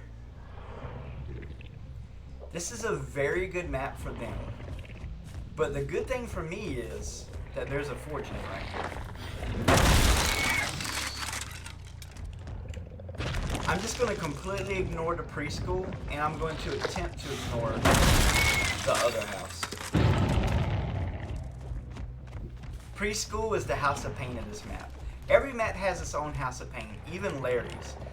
I wonder if you ever thought the operating theater in Larry's is literally the house of pain of Larry's. I have been ran so well there by survivors before. And as a killer, you just got to know what are the strong tiles, and no matter how much you want to kill that survivor, it's not smart to chase people at the strong tiles.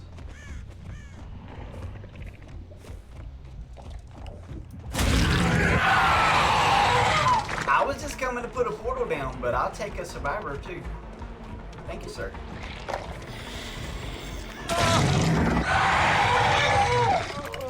It always feels good to land those shots because, you know, survivors are trying to trick you. But I'm very patient with my M2.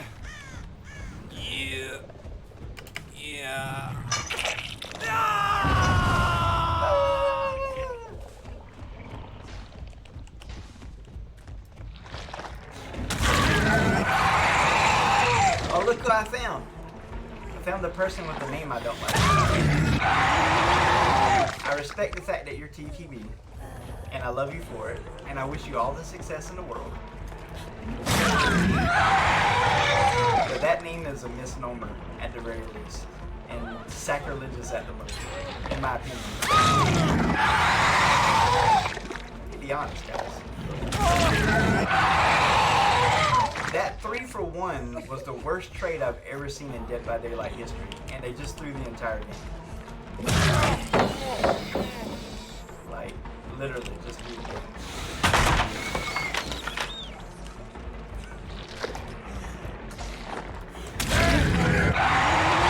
It was a fun game.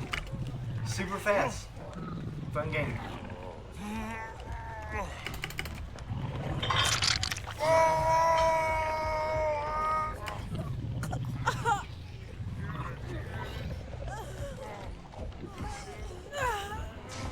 I was gonna say, if you're not gonna wiggle, I'll take you all the way across the map. There might be a Kobe, not from him though. He's safe.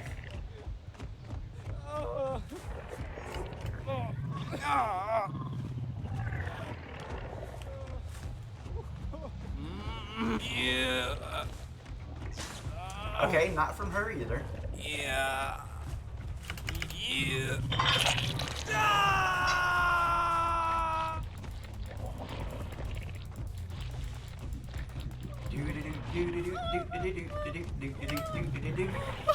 Yeah, this was a this was a good game for us, for sure.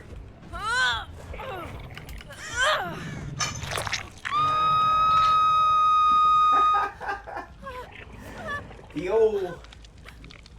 old 3-for-1 hook trade.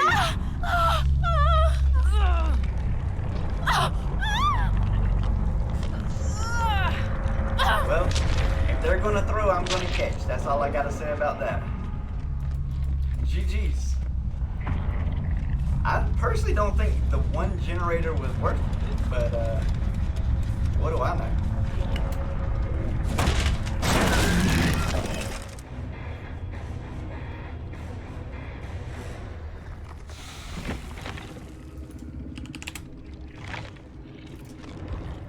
Last game of the stream, and the stream will be ending after this game, but we gotta sing us a religious song before we end.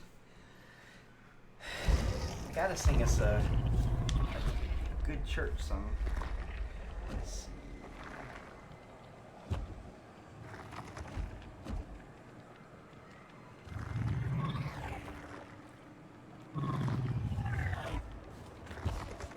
Yeah, that was a game.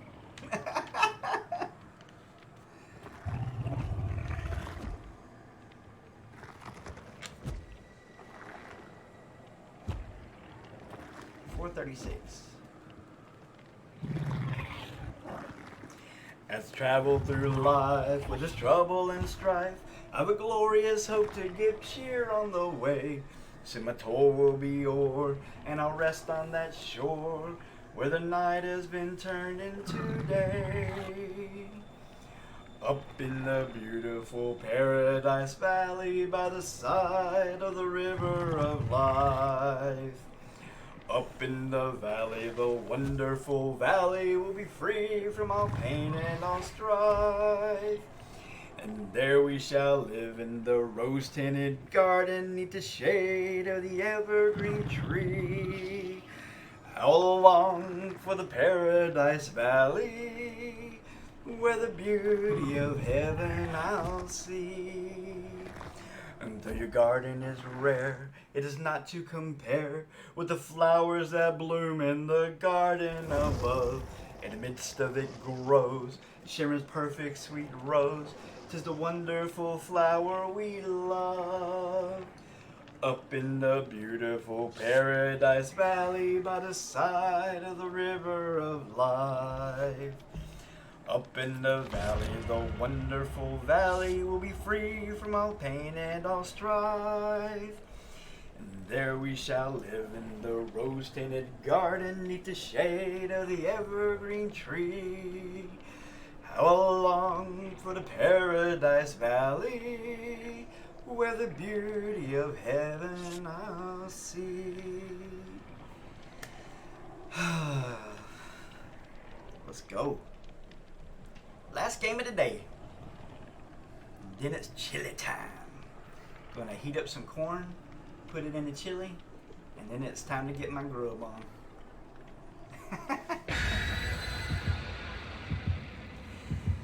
Grub-a-dub-dub. Let's do it, ladies and gentlemen. Maybe this is the one. Maybe this is the team. First of all, there's the chance at Rancid Abattoir. Second of all, there's the Killer Shack hatch. Yep, this might be it, ladies and gentlemen. This might be the game we finally get our streak broken on.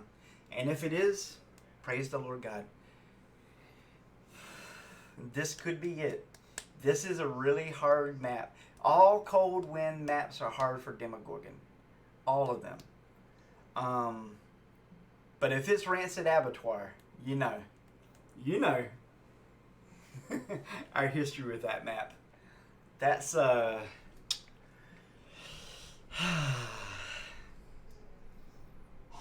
gonna be a tough nut to crack for sure. Yep, deep breathing. The stream will end after this, but Jacqueline, I just want to say thank you so much for watching and being so supportive. I can't wait until you stream again and I can reciprocate. Yeah, let's just do our best. How about that? We just do our best.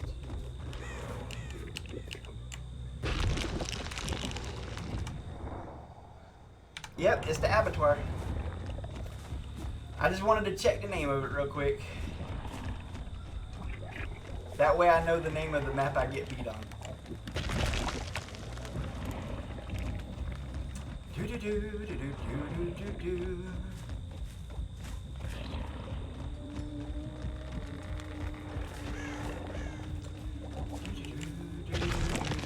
Notice we haven't found a survivor yet either.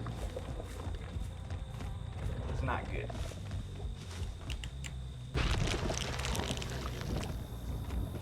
That is not a good sign. Still haven't found a survivor? What is going on, guys?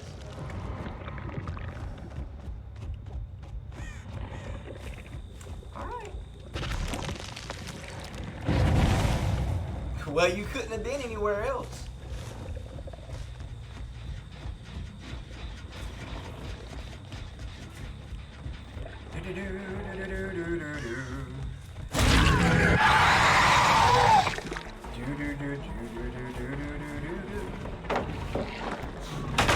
Yeah, we could have been put on lots of different maps, but they won the lottery with that offering.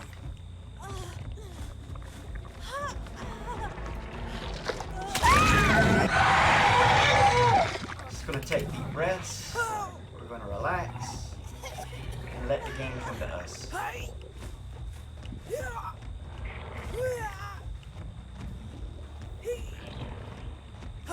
No pressure.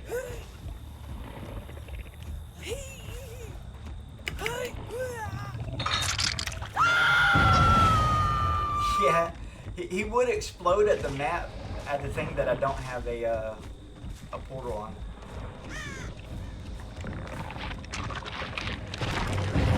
They already got to save, that's fine.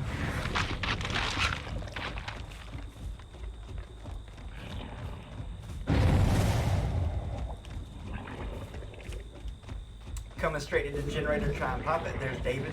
I just saw him. This is not a comp team. I'll just go ahead and tell you that right now. We're gonna win. I can tell. I'm not saying that they're not a good team. I'm not saying that they're not a Swift.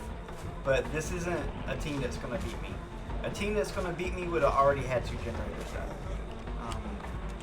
Straight up. So I'm not worried anymore. We can relax now.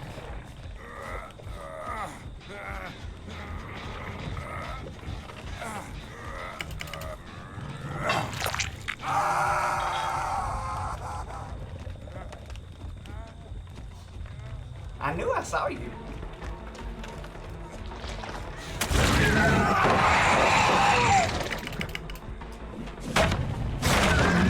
But as this person's named WWE fan, yep, I like the WWE too. I haven't watched it in years and years, but the early stuff, huge fan.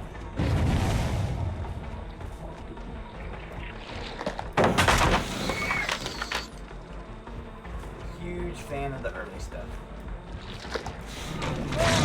Oh, thank you, DBT.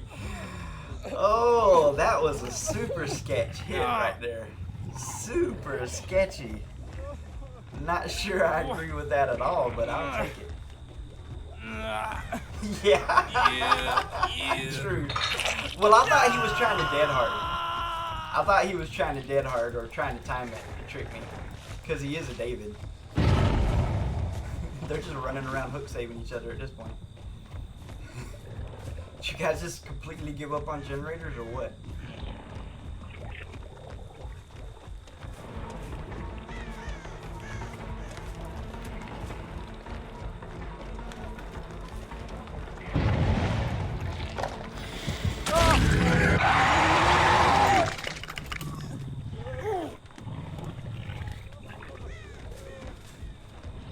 Alright, now you stay on this hook.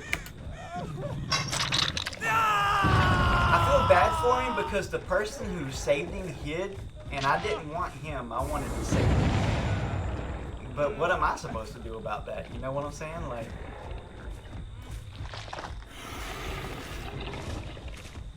I can't make people look at it. Did it again. They must have been in the locker. I don't know. But they did it again. It was her.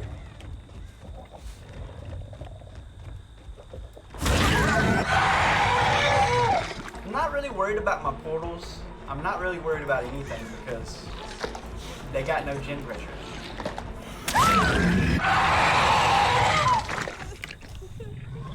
I'm gonna take her to the hook in the corner.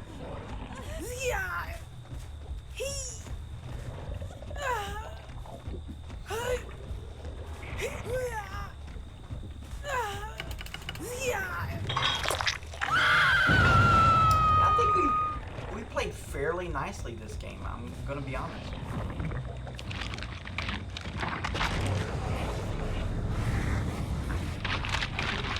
But we definitely should have lost a generator in our first circuit of the map. At least one. At the very least. You guys, let's go.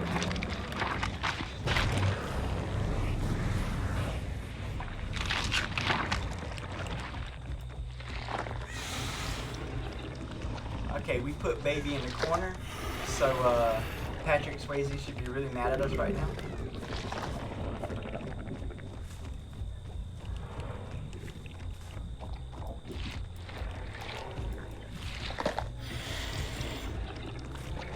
Man, they run when they go for a save, don't they? They run off. They scurry.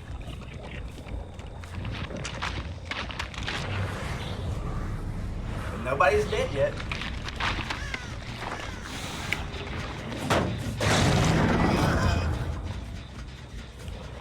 I thought I heard something right beside me, but I must be imagining it.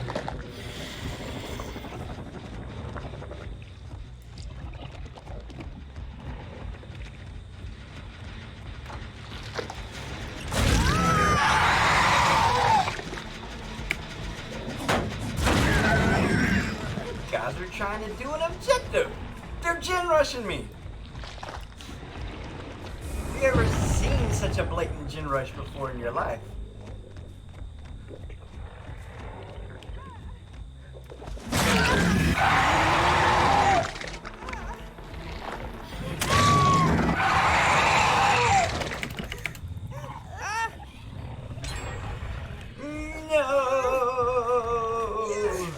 How could you?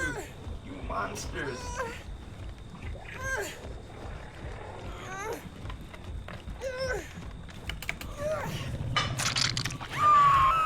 Well, I mean, if we're being honest, that was the best gen to lose possible because it's the only one we didn't have a portal at. I mean, it's okay.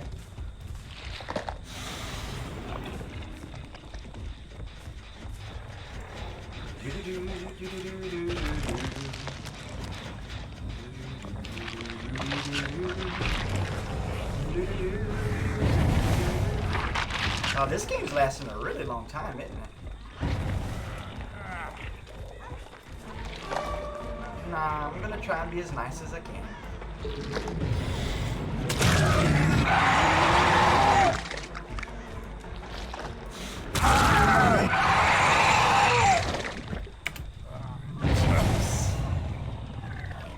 pretty sure this should be his death gate, right?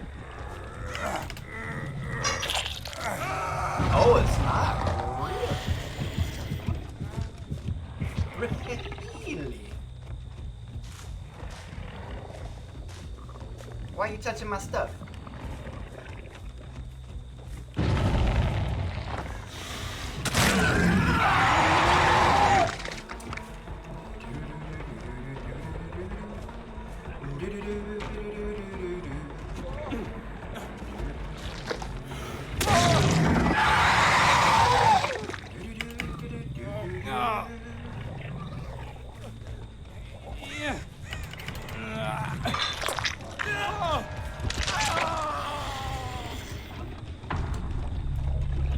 And that's our win condition secured. We played mostly nice this game. Mostly. I was super scared when they used the map offering. The ultimate map offering of all alterings there. Yeah, it was a bit of a scary moment. Not gonna lie, I was a bit worried. It was literally my worst map in Dead by Daylight. Jacqueline, if you do a tournament on this map, I'm gonna be playing Freddy, man. I ain't gonna be playing Demogorgon on this map. I couldn't imagine a more painful experience. It's gonna be a no for me.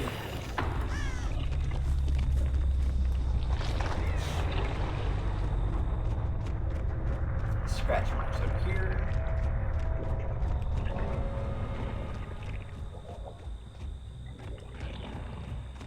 Well, there were scratch marks, but this person actually did a really good job of getting away after that. Well, ladies and gentlemen, the game lasts as long as you want. It can be over in a minute. It can take 5 more.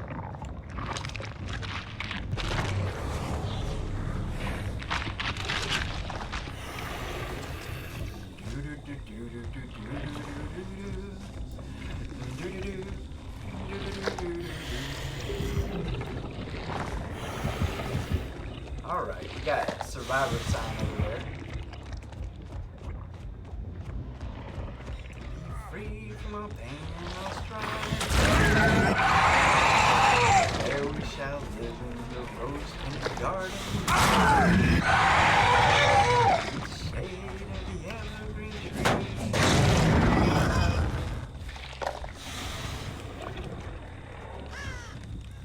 Now the problem is, I think this last girl is just hiding. And that is a problem for us. Because we don't have a lot of ways to find a hider.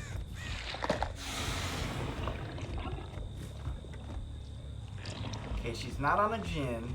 Somebody played a map offering for the hatch to spawn at the shack. So it's probably likely she's at the shack. But I can just stand right here and wait.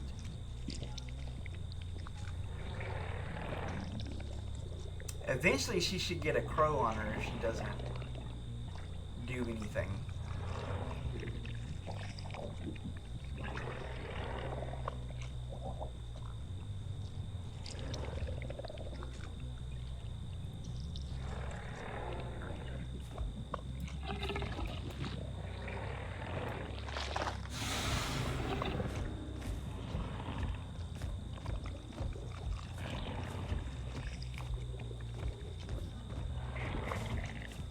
Okay, she picked him up on the other side of the map. Gotcha.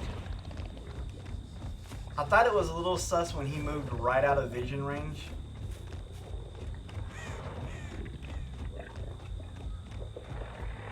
There he is. Here she is.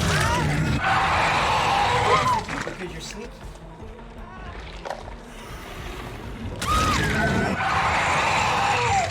David self-care. David's right over here, incidentally. Scratch marks right there, but they're fading.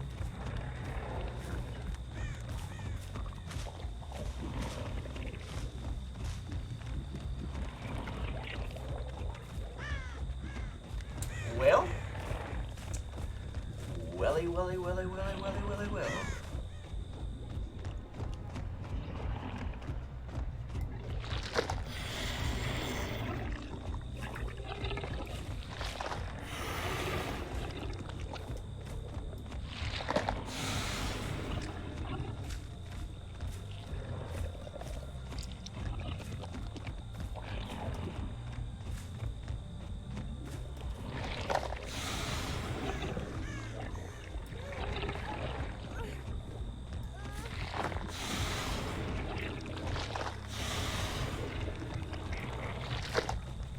Thank goodness the last game was a quick one.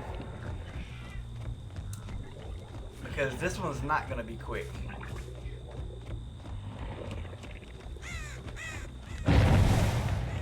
This one's not going to be quick. These guys are going to punish me as much as possible. This is exactly why I face camp, people. Just so you guys know. This is exactly why I face camp. This is why it's really hard for me to play nice guy killer all the time. Because then you get survivors that do this, right?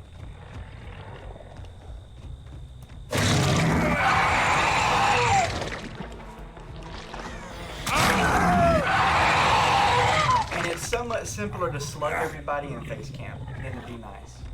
It really is so much simpler. Alright, God bless. I hope you have a great day. I really do. Thank you so much. Bye, Jacqueline. And the stream's over anyways. You won't miss nothing. These guys was being born. There's no way she makes it to the shack pallet from where she was. That's where the hatch is. At shack. GG's. And that, my friends, is 310 4Ks in a row. God bless you all. I hope you all have a good night. And the stream will be ending as soon as this is over. Bye, guys.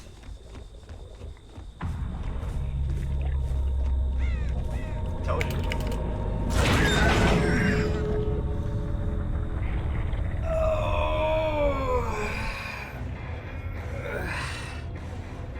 God bless us one and all. Oh, glory and praise to the Lord God Almighty. Amen. Give him a GG. And end stream.